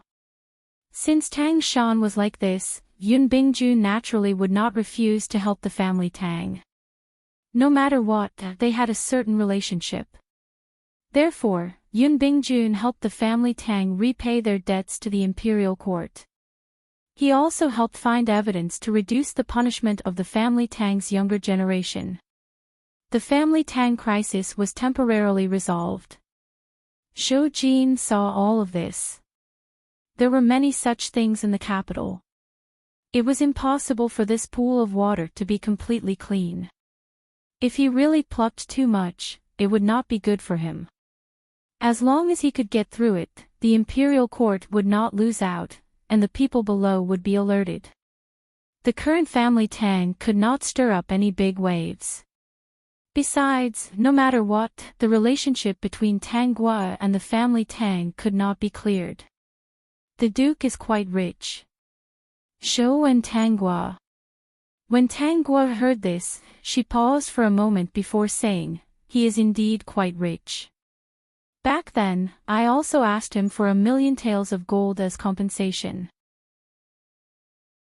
Zhou Jin asked in surprise, "You're really capable. I've been racking my brains for so long and have a headache chasing after the debt. In the end, you've easily gotten 1,000,000 gold as compensation." Of course, he was so straightforward because of the life-prolonging prescription. Tang Gua explained the scene back then. "I don't know if Yun Bingjun still has a lot of money in his hands.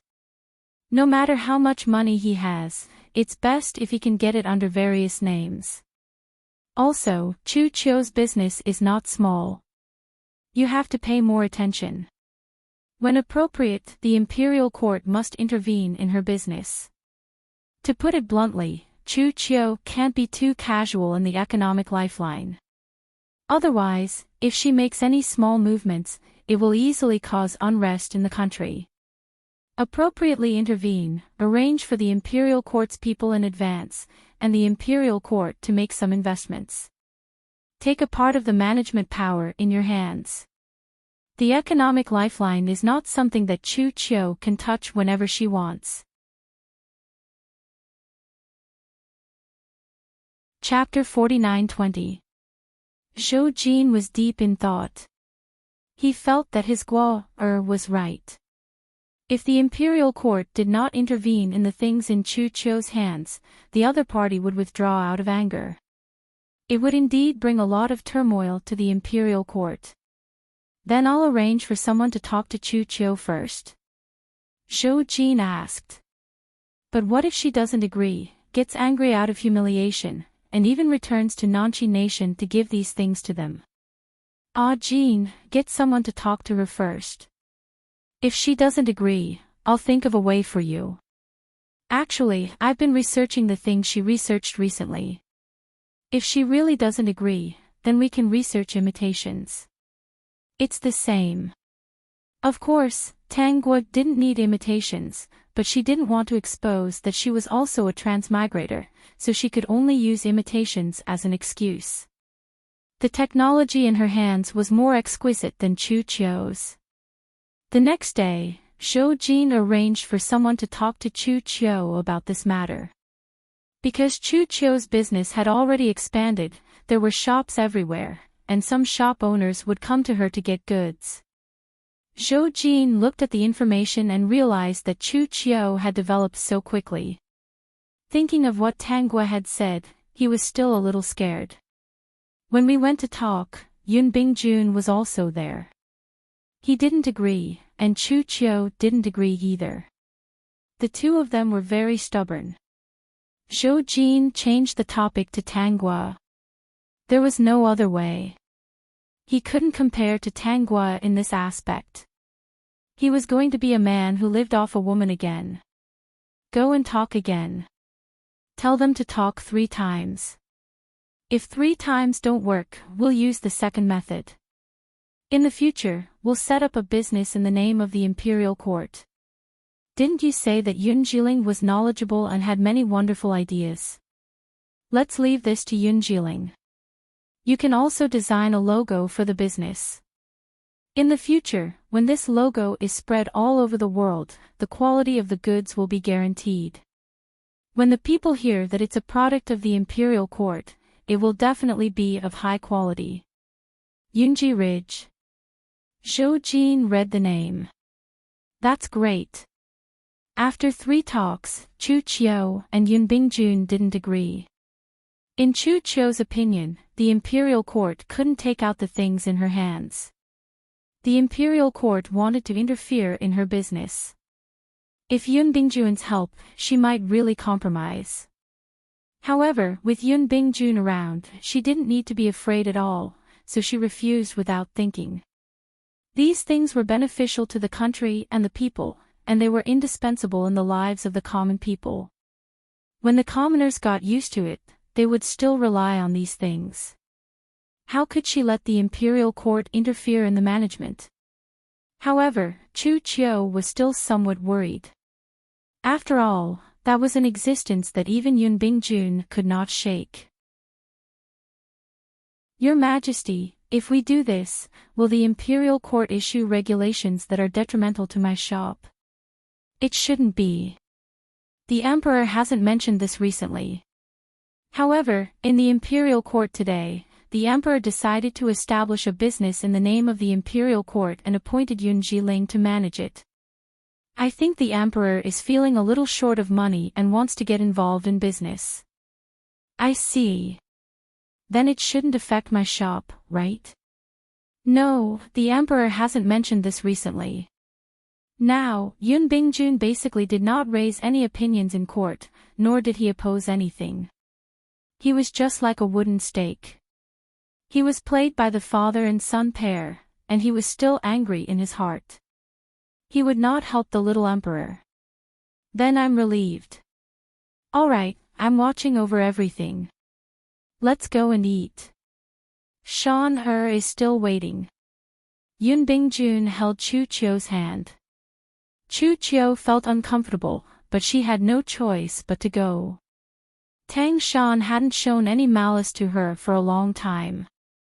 If she didn't go, then she would be the one in the wrong. Chapter 49-21. Yun Dan and Yun Xan had been living happily recently because their mother no longer stopped them from going to play with Chu Qiu. Every day when they finished their homework and went to play with Chu Qiu, Tang Shan would tell them to bring some snacks to share with Chu Qiu. Tang Shan also explained to them that she didn't let them go over to play because she was afraid that they would lose their minds and not finish their homework. Now that she knew that they were very hardworking and wouldn't lose their homework because of playing, she as their mother could rest assured. Moreover, Chu Qiu was a smart and intelligent girl. Playing with her would definitely not lead her astray. When the two heard Tang Shan praise Chu Qiu, they were naturally happy. It turned out that they had misunderstood their mother. She was always thinking for them. Tang Shan was gentle and pleasant. On the surface, she never got jealous of Chu Qiu. Occasionally, she would tell Yun Bingjun to stay with Chu Qiu more. After all, Chu Qiu had just married into the family and needed someone to accompany her. How could he not be satisfied with such a gentle and considerate Tang Shan? The more Tang Shan asked him to visit Chu Qiu, the more Yun Bingjun would think about this place. After running around for 2 to 3 months, Yun Bingjun had an idea. Since they got along so well, why not let Chu Qiu live in the Duke public house? Wouldn't that be better? When Yun Bingjun mentioned this to Chu Qiu naturally rejected it. Her only bottom line for marrying Yun Bingjun was not to live in the Duke public house. If she lived there, she wouldn't be able to make any decisions. Now that Tang Shan was so amiable, who knew what would happen in the future? She wasn't willing. Tang Shan persuaded Yun Bingjun, Sister Chu is used to being free. Bingjun, it's better to listen to her. Tang Shan speaking up for her didn't make Chu Chiu happy at all. Instead, it made her feel even more isolated. She could feel that Yun Bingjun was a little unhappy. She suddenly felt very sad. Although Yun Bingjun liked her, his heart was still divided into two. One for her and the other for Tang Shan. She couldn't have it all to herself. In the following days, no matter what Chu Chiu asked for, Tang Shan would support it. Everyone in the capital knew that Tang Shan treated Chu Chiu well. They all said that she was a tolerant person. Chu Chiu's heart was very sullen. When she showed some dissatisfaction, Yun Bingjun said to her, Shan has good intentions. How can you think like that? This sentence made Chu Chiu very uncomfortable in his heart. Yun Bingjun was good at coaxing people. In the next moment, he would use other methods to coax Chu Chiu. He was like this when dealing with Chu Chiu and Tang Shan. Chu Chiu was easily coaxed, but Tang Shan wasn't. She had experienced giving birth to a child, raising a child, and loving her husband to the point where her husband married another woman. How could she be coaxed with just a few sweet words or pledges of eternal love? How could she be coaxed with just a few small toys? Don't be fooled by Tang Shan's amiable appearance. In fact, there wasn't a day when she was willing to tolerate Chu Chiu. But now, she had to endure. Only by enduring and putting on a good show would she be able to achieve her goal. Her husband's heart had already been slowly separated, so she could only look at her two children. For the sake of her child's future, she couldn't let Chu Chiu and Yun Bingjun have their way. On this day, Chu Chiu went to check on the shop. He found that the shop was cold and cheerless. It was not as lively as it was yesterday. Ever since she opened her shop, was there ever a day that it wasn't overcrowded? There was something wrong with today's situation. Go and find out what's going on. Chu Chiu said to the shop assistant beside her. She didn't know why, but she felt a bit uneasy. Chapter 49-22. What did you say? The imperial court released all kinds of perfumes, soaps, perfumed soap, and mosquito-repellent incense. When Chu Chiu heard the shop assistant's words, he couldn't sit still. How could the imperial court release these things? It was impossible for the imperial court to control the secret recipes for these things. These things were all in her hands. Moreover, the place where they were produced was guarded by Yun Bingjun's men. That was why she was so confident. Only she could take out these things. When Chu Chiu received the news, Yun Bingjun naturally knew as well. He didn't know why the imperial court released these things. After the imperial court's business was established, Zhou Jin asked Yun Jiling to be in charge of this matter. Later on, Yun Jiling only interacted with Zhou Jin and Tang Wu alone. Yun Bingjun didn't ask about the imperial court's matters and didn't get close to Zhou Jin. Naturally, he didn't know about these things. He thought that if he sat in the imperial court, some new news wouldn't escape him. He didn't expect that he didn't know about such a big matter. Now, there were countless people that Zhou Jin could use. Although it was a pity that Yun Bingjun couldn't be used by him, it wasn't a pity. This Yun Jiling was good. His ideas were bold and he was willing to try. Zhou Jin heard from Tang Guo that Yun Jiling was a person with a lot of ideas. Many things were left to him to figure out and there was no need to interfere too much. For a person like this, if he interfered too much, the other party wouldn't be able to do anything. As long as the overall situation wasn't chaotic, Yun Jiling would definitely give him a surprise. As expected, after Tang Guo pretended to figure out those recipes, she actually gave her more detailed recipes to Yun Jiling. Yun Jiling knew what to do. Bingjun, you're here too. Chu Chiu bumped into Yun Bingjun and saw that his expression wasn't good. Why does the imperial court have these? Yun Bingjun shook his head. Let's take a look first. The two went to the shop opened by the imperial court. This shop was quite big and the prices inside were relatively cheap. It was the kind that commoners could afford. Chu Chiu's previous definition was that only rich people would use it, so the prices were higher. The prices were cheaper and better than Chu Chiu's shop. Everyone could afford it. No wonder Chu Chiu's shop was deserted. Tang Gui didn't take out the formula for the rouge and face powder. Chu Chiu could play with that by himself. She was more concerned about things like soap and mosquito-repellent incense. If these things were managed well, even if they were sold at a low price, they could still generate income for the royal court. They could even control the economic lifeline of the country. Chu Chiu's face was pale as she watched the shop assistant compete. It was obvious that the things here were more delicate. She was speechless. When our empress used this soap, she always felt that something was missing, so she researched it day and night and finally came up with the finished product. The same goes for soap. Her Majesty the Empress believes that the prices of these things are too expensive, and most of the citizens of our great Mist Kingdom are unable to afford them, so what's the point?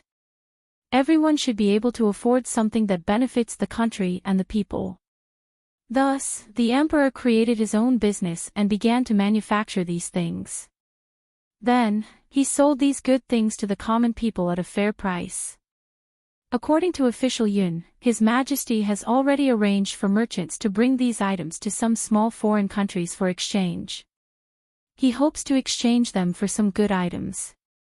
When these things reach those small foreign countries, they will be very valuable. That's why, being born in the Great Mist Kingdom, it is our blessing to have such an intelligent empress and an emperor who considers the common people.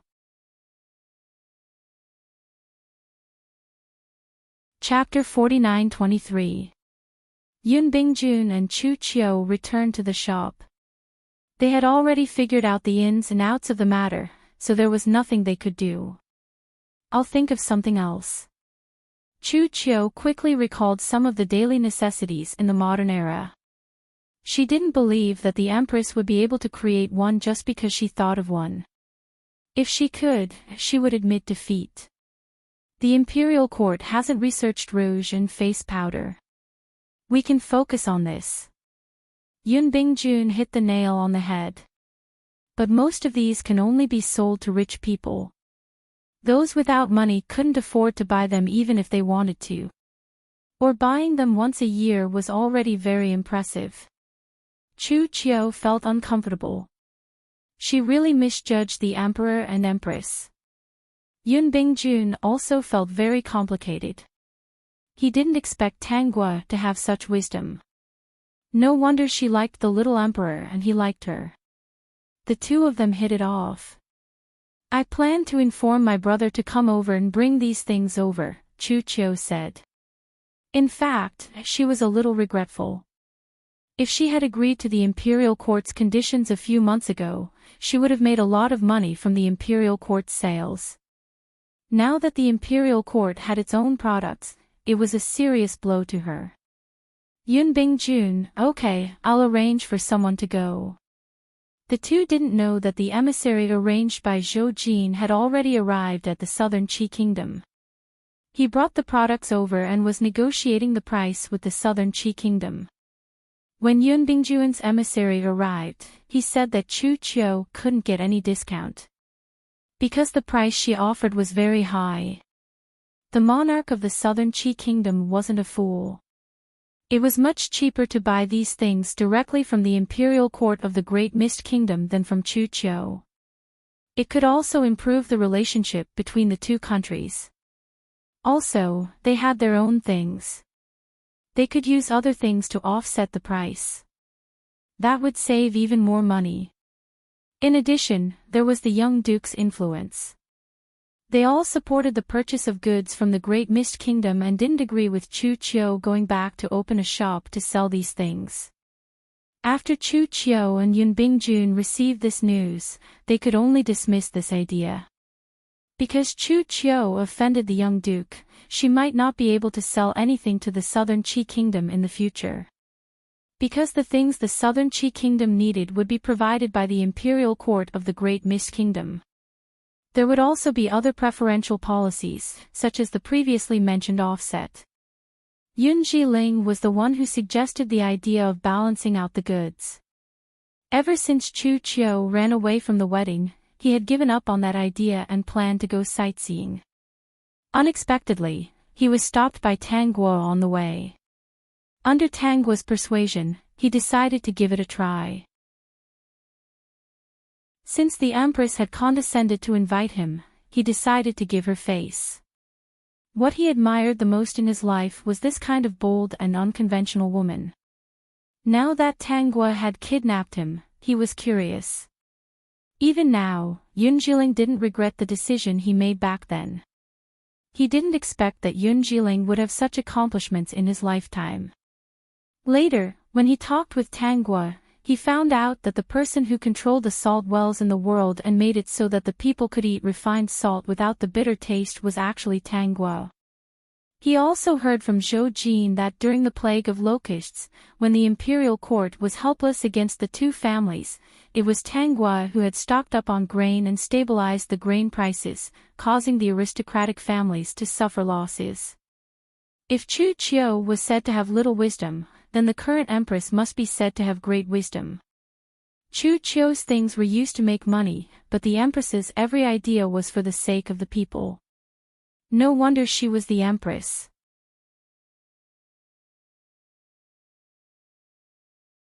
Chapter 49-24.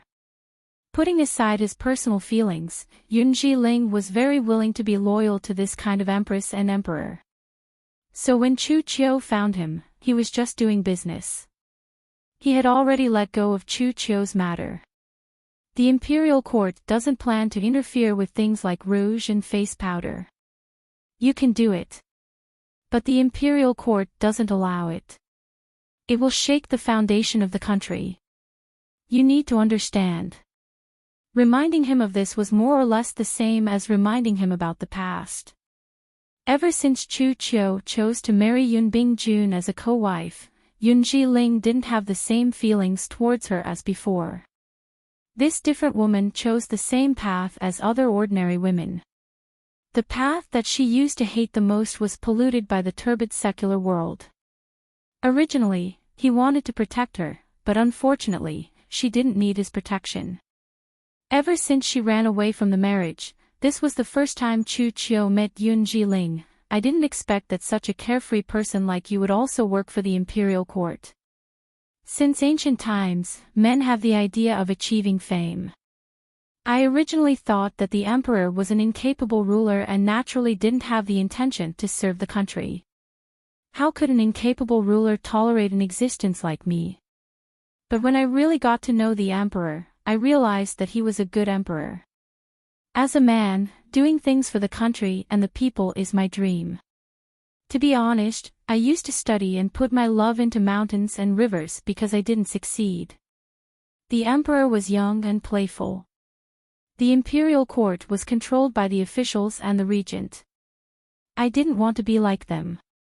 Chu Chiu was a little embarrassed. She felt that Yun Jiling was willing. His appearance was like an angry youth. His eyes were bright, and it was very different from before. The emperor and empress are magnanimous people. You can earn your money. They won't care as long as you don't touch the foundation of the country. Chu Chiu, I understand. At this time, when talking to Yun Jiling, Chu Chiu felt that she would be inferior. This feeling made her feel a little uncomfortable. The person who was gentle to her in the past didn't have her in his eyes. Chu Chiu came to find Yun Jiling alone. Because of her matter, Yun Jiling and Yun Bingjun were not on good terms. They even fought once. Not long after Chu Qiu returned to the residence, Yun Bingjun knew that she went to see Yun Jiling and came to find her. Men in ancient times and modern times couldn't tolerate their own wife going to her ex to inquire about things. The two of them had a big quarrel, and Yun Bingjun flung his sleeves and returned to the public house. Facing Tang Shan's gentleness, his mood improved a lot. He even told Tang Shan about what Chu Qiu had done. Of course, Tang Shan was trying to persuade him. She said that Chu Qiu was just being immature and didn't have any other intentions. In comparison, Yun Bingjun felt that Tang Shan was really good. That month, he stayed in the public house. On the other hand, Yun Dan and Yun Axian visited Chu Qiu every day. They even pleaded for leniency in front of Yun Bingjun. Unfortunately, Yun Bingjun insisted that Chu Qiu admit her mistake and apologize to him personally. In the blink of an eye, half a year had passed. In this half a year, the Great Mist Kingdom's businesses had spread to countless places. Many small countries had begun to arrange for envoys to come to the Great Mist Kingdom to discuss the matter of purchasing goods.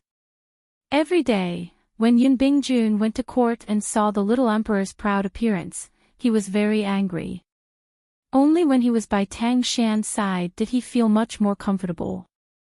At this time, Yun Dan and Yun Axian brought news that Chu Qiu had been sick for several days and hadn't gone to check on the shop. Only then did Yun Bingjun go to see Chu Qiu. Seeing Chu Qiu's thin appearance, his heart ached. He regretted that he hadn't gone to see her for half a year. He asked the doctor how Chu Qiu was, but the doctor stammered and said that Chu Qiu's condition was that her body was weak.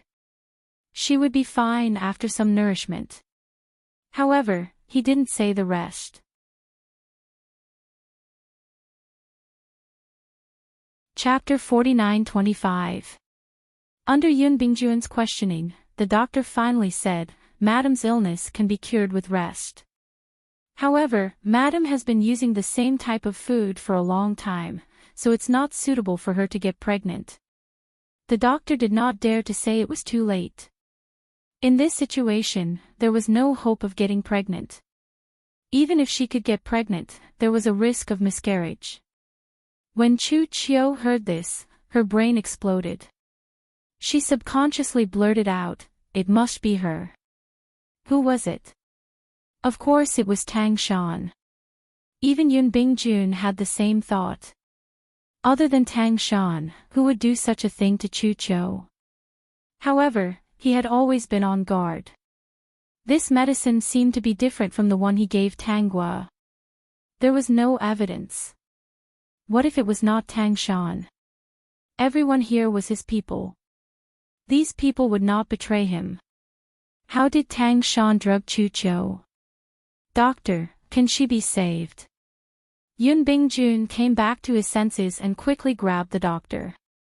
Chu Qiu's eyes were already red. She was so sad that she cried. Because she had no strength, she got off the bed and immediately questioned Tang Shan. The doctor sighed, "Duke, maybe you can ask other doctors to take a look. I can't do anything. However, if you can find a doctor with great medical skills, perhaps Madam's body can recover a little. However, it is impossible for her to return to her previous state." Yun Bingjun's heart relaxed a little. At least there was still hope. If it was as hopeless as Tang Gua, it would be a huge blow to Tang Shan. After the doctor shook his head and left, Chu Qiu grabbed Yun Bingjun. "Bingjun, it's her. Other than her, who would do this? Back then, she harmed her own sister. After that, she harmed me a few times. Now, she wants to harm me again. It makes sense." She really regretted it. Why did she think that Tang Shan had changed?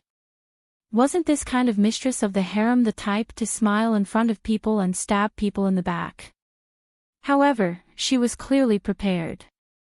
When she went to the house to eat, she would only touch the food that the two children touched. Tang Shan could harm anyone, but she would not harm the two children. I will definitely investigate this matter thoroughly. Give me some time. If it's her, I will seek justice for you. I will help you find the best doctor. You will definitely be cured. After comforting Chu Chiu, Yun Bingjun hurriedly left. He searched through the entire residence, but he didn't find anything. After that, he went to the House of High Dukes and checked both inside and out, but he still could not find anything. In the end, he went to look for Tang Shan. He asked if Tang Shan was the one who did it. Naturally, Tang Shan wouldn't admit it. Seeing that Yun Bingjun didn't believe her, she directly smashed her head open, as if she was going to die to prove her innocence. Seeing Tang Shan's reaction, Yun Bingjun believed her.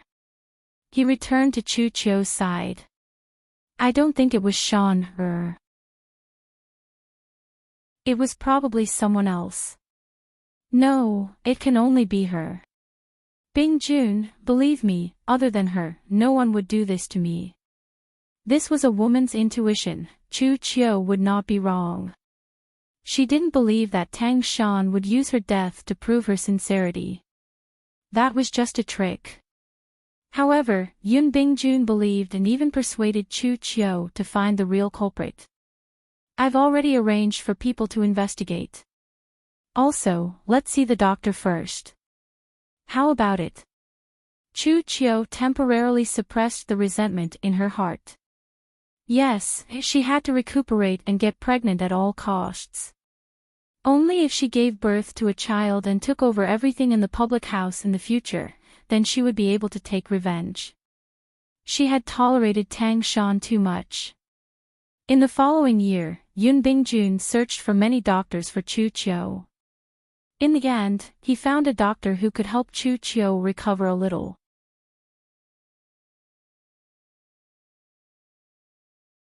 Chapter 49-26. Although this commoner can help Madam's body recover a little, there is still a high risk of miscarriage during pregnancy. Madam needs to sit and lie down.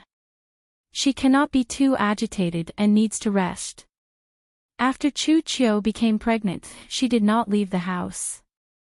Yun Bingjun arranged for many people to guard her. Chu Chiu also did not go to the Duke's residence to eat. Yun Dan and Yun Axean were very worried about Chu Chiu.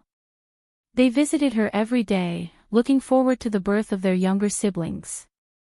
Chu Chiu heard that Tang Shan was very opposed to the two of them coming to visit her. She was even angry. She was relieved that the two of them were close to her. Since Tang Shan was so vicious, she not only had to give birth to the children, she also had to rope them in. I knew that slut Chu Chiu would do this. Tang Shan laughed proudly when she heard about Chu Chiu's recent actions. If she did not strongly oppose the two children, how could Chu Chiu let the two children get close to her? How could she do anything? In order to make that slut Chu Chiu miscarry, she could only do this. A few days later, when Tang Shan was reading in her room, she heard someone report that Chu Chiu had a miscarriage. This time, her body was completely damaged. How did Chu Chiu miscarry? She was frightened by the bees. How did the bees come about? Yun Dan and Yun Axean were stained with bee pollen. When they accompanied Chu Chiu in the courtyard to sunbathe, the bees flew to their bodies. They were frightened, and then Chu Chiu was also frightened. Madam's body is seriously damaged. If she gets pregnant again, she may not be able to keep it. The doctor said, unless it is the reincarnation of Hua Tuo. Chiu, I will find the reincarnation of Hua Tuo for you. Yun Bingjun said. Chu Chiu's eyes were filled with anger. It's her. Chiu, Tan, and Axean, are also seriously injured. She has always loved the children and would not hurt them. I have already arranged for people to investigate. The two children did not get stained with the pollen on purpose. When they came, they bumped into a flower carrier on the street. It was an accident. It could not be that coincidental. In order to get rid of her, Tang Shan sacrificed the 2 children just to let them be stung by the bees. That was something she could definitely do. However, Yun Bingjun did not believe her. This made Chu Qiu despair. What kind of person did she choose? Chu Qiu was now regretting it. Other people's husbands were not the best. If she hadn't run away from the marriage that day, would she have ended up like this? I will definitely find the reincarnated Huatuo for you. Chu Qiu didn't believe it and was very disappointed in Yun Bingjun. After Tang Shan found out, she didn't do anything else. She had been investigated so many times before. This time, she was careful and completely erased all the evidence. Even Yun Bingjun would not have thought that she would use such a method to drug him. Half a year later, Tang Guo was in the imperial palace eating fruits sent by a small foreign country. Ever since she introduced those things to the people, allowing everyone to use them, and then promoted them to the small foreign countries, the various items from the small foreign countries were all transported to the Great Mist Kingdom in huge piles. Many fruits had already been figured out how to grow. Yun Jiling was very fond of doing these things, and Zhou Jin trusted him. He decided to repay Yun Jiling with a sincere heart, and let the Great Mist Kingdom's prosperity come sooner. Only then would he be worthy of all their hard work. Great host, Chu Qiu has made a move on Yun Dan and Yun Xan. Tang Shan is too defensive, and Yun Bingjun is also afraid that she will do something stupid. Therefore, Chu Qiu took his anger out on Yun Dan and Yun Xan and drugged them. What drug? The drug that Great Host was once drugged with.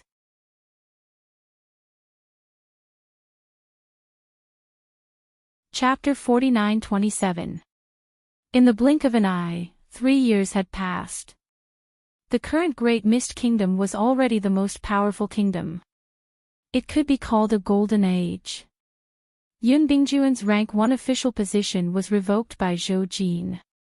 Because he stood in the imperial court every day without doing any work and received a salary for free, the imperial court could not tolerate it.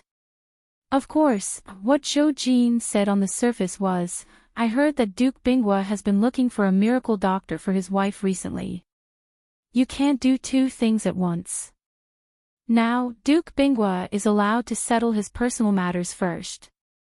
When he's done, he can resume his official position. This position is still reserved for Duke Binghua." Then, after Yun Bingjun was removed from his position, this position was indeed vacant. In the future, there would be no such official in the Great Mist Kingdom. Because not long after Yun Bingjun was removed from his position, he created another rank 1 official. The person sitting in this position was Yun Jiling. Yun Bingjun did not care about that now. He was focused on looking for a miracle doctor. If he could not cure Chu Qiu, his family would never be at peace. At this time, he still did not know that Chu Qiu had done something to the 2 children. "Qiu, I'll take you to see the miracle doctor." After a few years of searching, Yun Bingjun finally heard of the miracle doctor's location. However, the miracle doctor could not be invited, so they could only go by themselves. Chu Qiu was disappointed in Yun Bingjun, but she still hoped to have a child, so she followed. Tang Shan could not stop this. She was not worried at all. However, a year later, Chu Qiu and Yun Bingjun returned. It was said that her body was cured. But half a year later, Chu Qiu was still not pregnant. The doctor said that there was nothing wrong with her body. Maybe it was because she was under too much pressure. Another year passed, and she was still not pregnant. Chu Qiu was very anxious, but there was nothing she could do. She had heard that some people could not get pregnant when they were under too much pressure. Tang Shan was watching from the side. She did not know that Yun Bingjun had inadvertently found out that the person behind this was Tang Shan. This time, he could not tolerate Tang Shan. Moreover, the person who had infected the two children with pollen was also her. Yun Dan and Yun Axayan were angry at Tang Shan. They questioned her why she did this. She did not even let them off. In the face of Yun Bingjuan's criticism, Tang Shan didn't say anything, but the two children's gazes made her feel very uncomfortable. Tang Shan was grounded by Yun Bingjun. Just like Tang Gua in the original plot, she was never allowed to leave that small courtyard. She only had a maid to serve her and she had to eat food every day. When Chu Chiu moved back to the Duke's public house, she would be in charge of everything in the public house. This was Yun Bingjuan's compensation to her. If it was the original Chu Chiu, he would definitely be unwilling. Right now, Chu Chiu was very angry with this family. Since Tang Shan didn't want her to have all of this, then she would snatch it away from Tang Shan right under her nose. Tang Shan was grounded, but she did not panic. This was because the public house would belong to her son sooner or later. However, she didn't expect that Chu Chiu would accidentally discover a secret. That time, Yun Bingjun had brought her out to play. In the end, they encountered an assassin. Yun Bingjun was injured and unconscious while protecting her. When the doctor was treating Yun Bingjun, Chu Chiu asked about Yun Bingjun's health. The doctor said that Yun Bingjun was indeed infertile. At that time, Chu Chiu understood that she had recovered, but Yun Bingjun had a problem. Needless to say, it must have been Tang Shan who did it. Chu Chiu did not tell Yun Bingjun the truth. However, she did not want the public house to fall into the hands of those two children. Therefore, she bribed someone and decided to fake pregnancy. She was worried that the fetus would be affected again. She said that she would go to another house to recuperate and that no one could disturb her. When the month came, she would carry a child.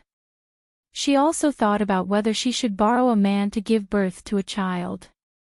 However, after thinking about it, she felt that it was too disadvantageous for her. She might even be threatened.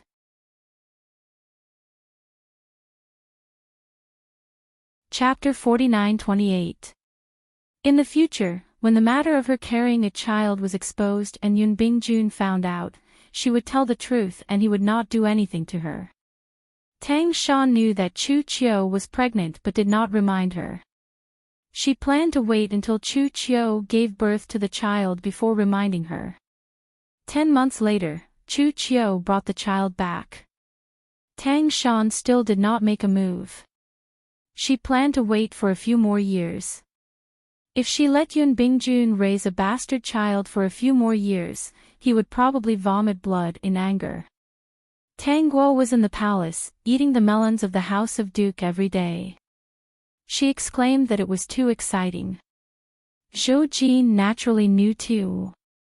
He could not help but hug Tang Guo's shoulder and sighed. Fortunately, I'm a clean person. I only like Guo and will never change my mind. If I were like Yun Bingjun, I suspect that Guo would play me to death. It's good that you know. Zhou Jin nodded obediently. Guo's methods were much fiercer than those two. Look at the strategies she taught Yun Jiling. They were all things that made the small foreign country speechless. Yun Jiling was originally such an adorable and honest subject. Now, he was being scolded by those small countries for being treacherous. Guo look, none of them won. They all think that it's all part of their plan. Zhou Jin suddenly sighed. Tang Guo raised her eyebrows. Why are you suddenly sighing? I just feel that compared to them, I'm really too lucky. First, I had father to think of a way out for me. Then, I met you. You even helped me rope in that talent from Yun Jiling. You're even more useful than Yun Bingjun. System, those who want to flatter, learn from this guy. Every time, flatter at the right place. In the blink of an eye, the child that Chu Chiu adopted was already 5 years old. Yun Dan and Yun Axayan had also grown up. Yoon Aksayan had already gotten married a few months ago. Yoon Dan also got married. The House of Duke seemed to have calmed down. Yoon Dan also began to understand that Chu Chio was competitive with him. He was not that close to Chu Chio. Instead, he often secretly went to see his biological mother. Tang Shan was waiting for this day. She knew that Yoon Dan was worried, so she told him about Chu Chio possibly having an affair. Yoon Dan later thought about it. He realized that Yoon Bingjun felt guilty towards Chu Chio and his mother. He always thought of them. He felt that it was unfair, so he decided to expose this matter. When Yoon Bingjun heard this, he was naturally furious and in disbelief.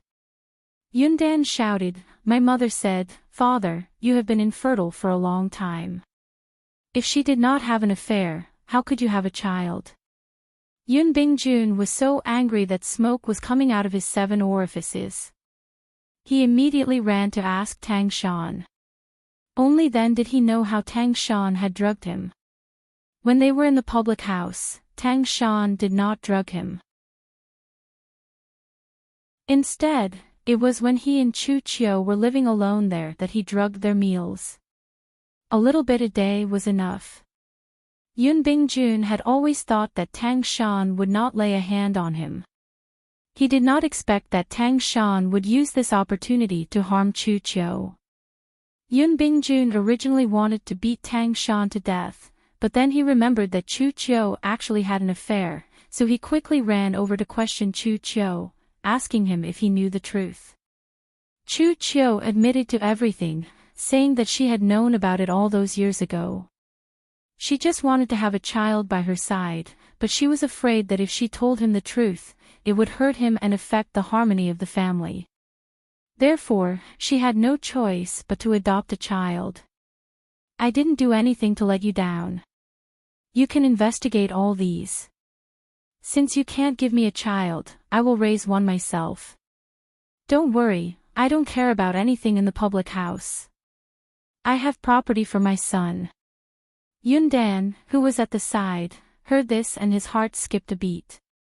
He seemed to have shot himself in the foot. After Yoon Bingjun investigated, he found that Chu Chio really did not betray him. Naturally, the child would continue to be raised by Chu Chio. Chu Chio said that she wanted to move out of the public house and never return. This time, Yoon Bingjun did not stop her. Although things did not go as expected, Yoon Bingjun did not stop Chu Chio from moving out. This showed that Yoon Bingjun did not have the heart. Tang Shan was still very happy.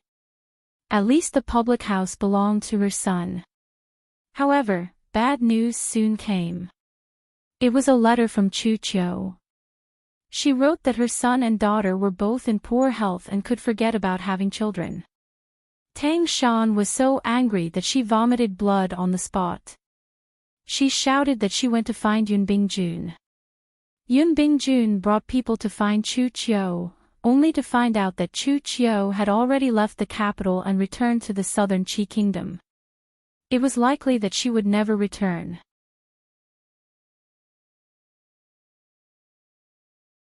Chapter 49-29.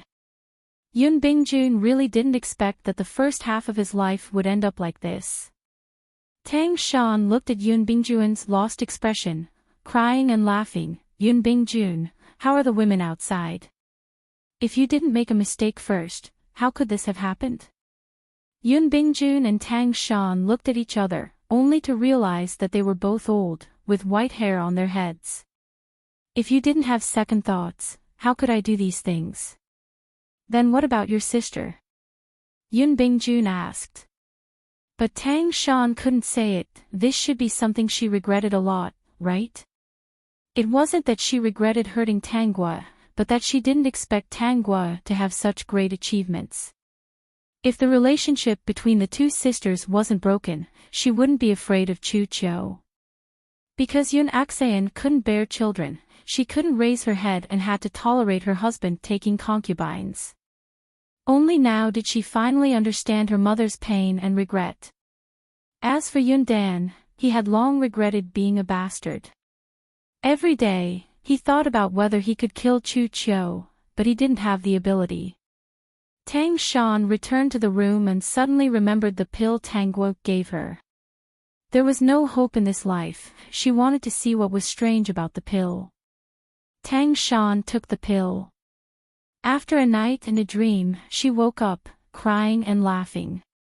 Yun Bingjun was right about one thing: if it wasn't for her, her children wouldn't have ended up like this, right? Empress, the Grand Duchess wants to see you. Let her come. Tang Guo didn't expect that Tang Shan would only come to see her in the end. Tang Shan came. At this time, her face was old, haggard, and her hair was a bit white. She was no longer the noble lady with a straight back wherever she went. At this time, only Tang Guo and Tang Shan were in the palace. Tang Shan sat closest to Tang Guo. She looked at Tang Guo with a sad smile. Since you knew, why didn't you stop it? Stop what? Stop Chu Qiu and Yun Bingjun from meeting, or stop your two children from suffering. You are so cruel. You knew everything. Why didn't you stop it? You could have stopped it. Tang Guo still maintained her youthful appearance, which made Tang Shan furious. I couldn't be happier to see all of you in trouble. How could I possibly stop it? Tang Guo laughed and said, do you think I'm a saint who can forgive my enemies for eating my flesh and blood? I'm not Buddha, so I can't feed the eagle with my flesh. I'm just an ordinary person who wants to treat herself better. If it wasn't for you, would my Tan or an Exayan or have ended up like this? You are so cruel. After saying that, Tang Shan took out a dagger and stabbed toward Tang Guo crazily. He was kicked away by Tang Guo. Tang Shan was still unwilling to give up. She got up from the ground and wanted to rush in front of Tang Guo, but Zhou Jin had already come in and kicked Tang Shan away. Take him away and beat him to death. Zhou Jin was furious. What a lunatic. Tang Guo stopped him. Don't kill him, send him back to the public house. The guards did not hesitate at all. They listened to Tang Guo's words and dragged Tang Shan out of the palace. In less than a day, everyone knew that Tang Shan had entered the palace to assassinate the empress. Tang Shan was locked in the small courtyard again, and the people outside scolded her. Yun Bingjun went to see her, and Tang Shan told him what she knew in a crazed manner. No wonder, a person changes so much, so this is the reason. I thought it was just the stimulation of that incident, but it turns out there is more. She is a cruel person. Yun Bingjun looked in the direction of the palace. Cruel. Yes, she was cruel, but shouldn't she be cruel?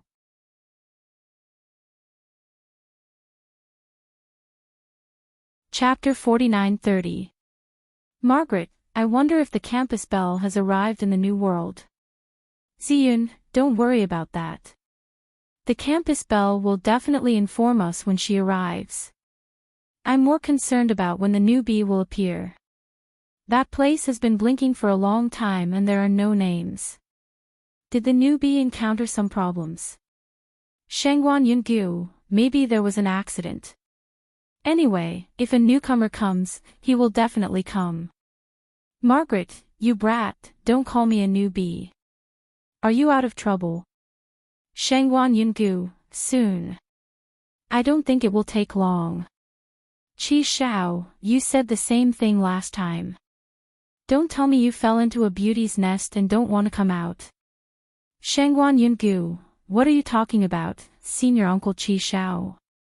I'm focused on cultivation. How could I be interested in women? Mo Yuntian, speak properly. If I didn't know better, I would think you're a monk instead of a cultivator. Margaret, look, the newcomer's name has appeared. Even if the campus belle doesn't come to the magic world in the next world, I won't regret it. The new bee has appeared. Ziyun, Yun Xiao Xiao. It looks like a girl's name. I don't know if she's good or evil. Qi Xiao, most of the people who join our group are good people. There was one who wasn't good at first. Mo Yuntian, no matter what, let's be careful. The girl has been through so many things. You have to know that people's hearts are unpredictable. Mo Yuntian's reminder made everyone more cautious. When the newbie joined, they had to ask about the other party's background before deciding whether to give them something. If the newbie was a cultivator, there wouldn't be so many taboos to give them something. If the newbie was an ordinary person, they would have to be more careful when giving them something to avoid giving them something that the ordinary world couldn't handle. Margaret, I don't know when the newbie will speak. I waited for Empress Dowager Qin for a long time last time. Mo Yuntian, there aren't many people who can be as vigilant as Empress Dowager Qin. Even Yungu didn't wait that long. If the other party is an ordinary person from the mortal world, it won't take long for them to speak to us. If that place has cell phones or other communication devices, they would think that this is an ordinary group. Yun Xiaoxiao, isn't this an ordinary group? Ha! When the crowd saw Yun Xiaoxiao's words, they immediately guessed that she was an ordinary person. A person who could make such a statement was not curious about the group, nor did he seem to believe in any weird theories. Margaret, you can treat this as a normal group, but it's still a little different from a normal group. Yun Xiaoxiao, your nicknames are so weird. Are there still such silly names nowadays? Qi Xiao, my name is Chinibu. But that's my name. Maybe it's a name I gave myself a long time ago. At most, it's a little outdated. Yun Xiaoxiao, your names really look like the names of primary school students. Mo Yuntian, Yun Xiaoxiao, why don't you introduce yourself first? Yun Xiaoxiao, I told you it was a normal group. Why do we have to introduce ourselves when we're in the group? Did I key in the wrong group number? The group that Yun Xiaoxiao wanted to join was given to her by her mother. She wanted her to expand her circle of friends and meet men around her age. Vertex.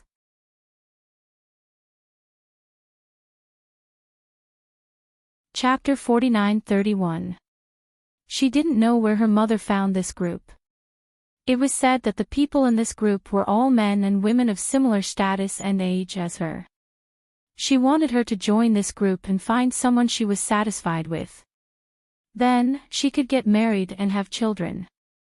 Because her mother was diagnosed with a terminal illness, the doctor said that she had at most a year to live.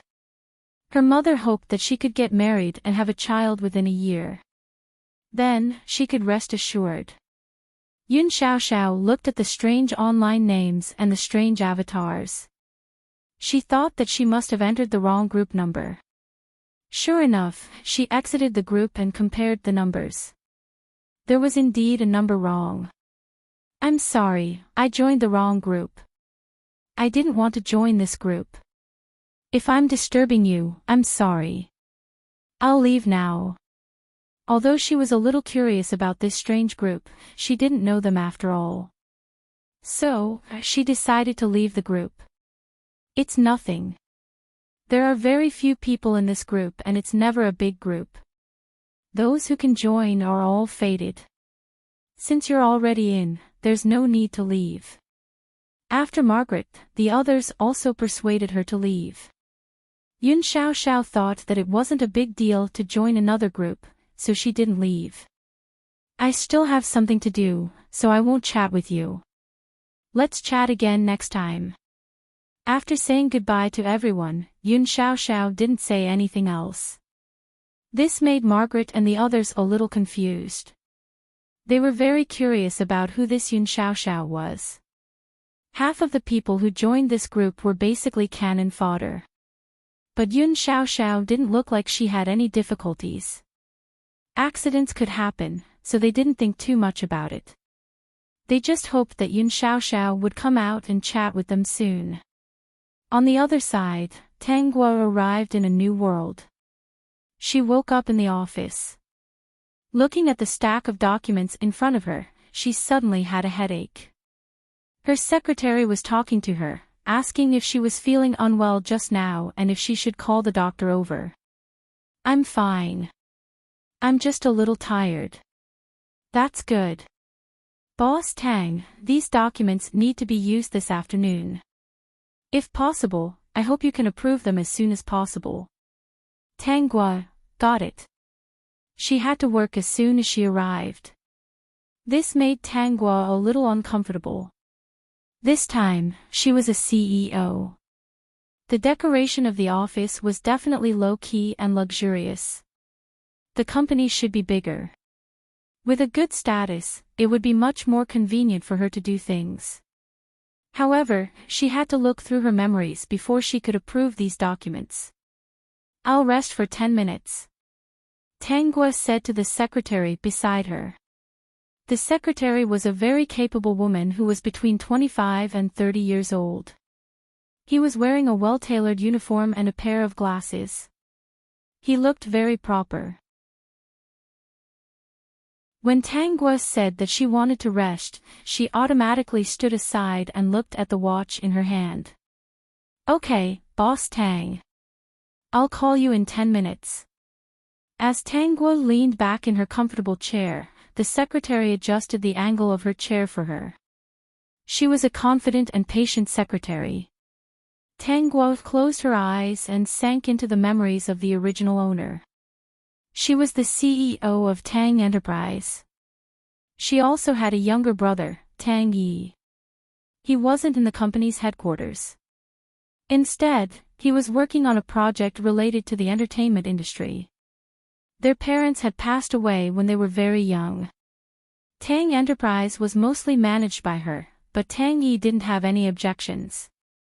With his sister managing the company, he had a lot of fun.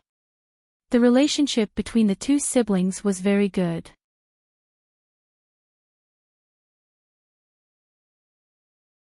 Chapter 49-32. The only bad thing was that Tang Yi was a bit of a playboy. To put it bluntly, he liked to hang out with young girls. What made the original owner feel at ease was that Tang Yi didn't have a foot in two boats when he dated someone. After dating one, he would date the next. Moreover, he never laid his hands on the artists under his own company. He knew his limits. Since she was here, it meant that something bad must have happened.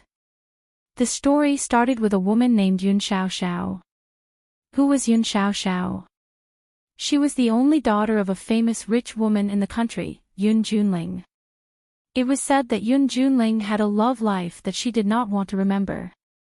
She had hidden the plot long ago and no gossip reporters dared to write about her.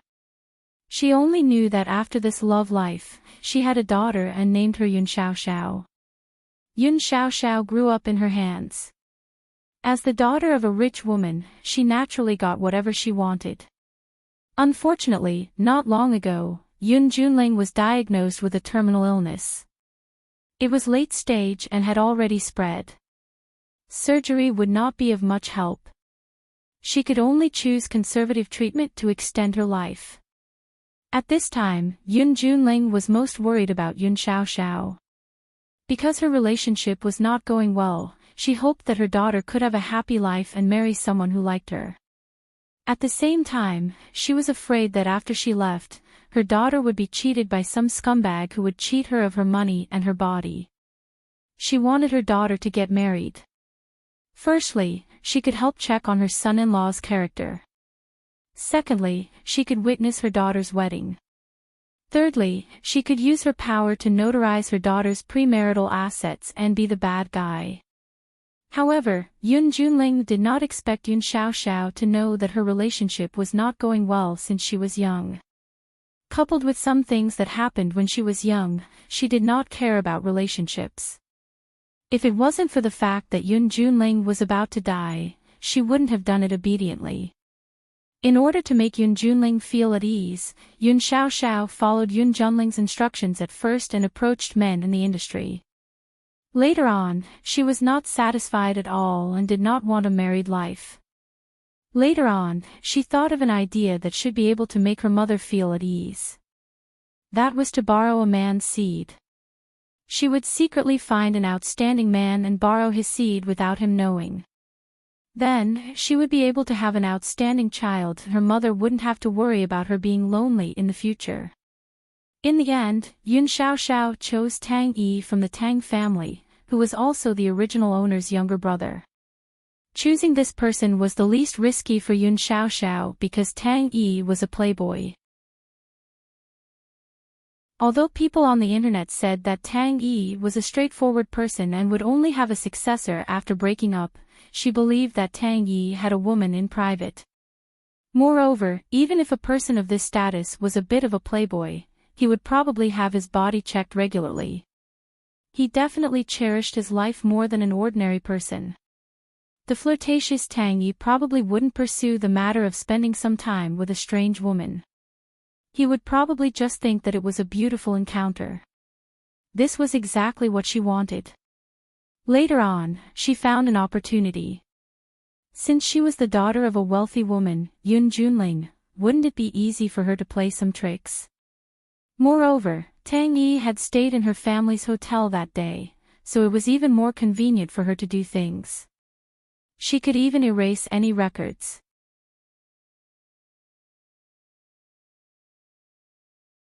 Chapter 49-33. Hence, when it was time, Yun Xiaoxiao went to Tang Yi's room and drugged him.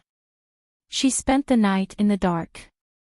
After that, she sneaked away. There was no trace of her entering the room at the hotel. A month and a half later, she was really pregnant. She told Yun Junling about her pregnancy and said that she wanted to raise the child herself. Just like her mother, she didn't need to marry a man. She didn't expect Yun Junling to be so angry. She insisted that she tell the truth about that man. She said that he had bullied her daughter. How could she not take responsibility? Since she already had a child, if that man wasn't bad, she would marry him. Yun Junling thought that she had come from that step. It wasn't easy for a single parent to raise a child. Moreover, she had always hoped that her daughter could live a happy life. Yun Xiaoxiao didn't want Yun Junling to be angry, so she could only compromise. For some reason, Yun Junling, who was close to death, was more stubborn than ever. Yun Xiaoxiao didn't agree, but she was afraid that her mother would be angered to death. Under Yun Junling's insistence, Yun Xiaoxiao revealed Tang Yi's identity. Then, Yun Junling brought Yun Xiaoxiao to the family Tang to ask Tang Yi for an explanation. Yun Xiaoxiao saw how angry Yun Junling was and listened to everything she said. The family Tang still found it unbelievable that Tang Yi had gotten a girl pregnant outside. However, Yun Xiaoxiao insisted that it was with Tang Yi. Of course, she wouldn't say that she was the one who drugged Tang Yi. That would be disgraceful. She would say that she accidentally bumped into Tang Yi and had a beautiful encounter. Tang Yi wouldn't admit to this. He didn't know Yun Xiaoxiao at all and felt that this woman was here to scam him. However, because of Yun Xiaoxiao's identity and Yun Junling's impending death, no one thought that a beautiful daughter of a rich woman would make such a joke. Because of Tang Yi's denial, Yun Xiaoxiao was still a little angry. Although she knew that Tang Yi was in a daze at that time and most likely didn't know who she was, this was her first man. She was still very angry. Tang Yi couldn't explain himself. His family wanted him to take responsibility. Who asked him to not take care of himself? Under so much pressure, Tang Yi couldn't say anything. In the end, he decided to marry Yun Xiaoxiao out of revenge. He still didn't believe that Yun Xiaoxiao had anything to do with him. His plan was to wait for Yun Xiaoxiao to give birth to the child and then slap everyone in the face.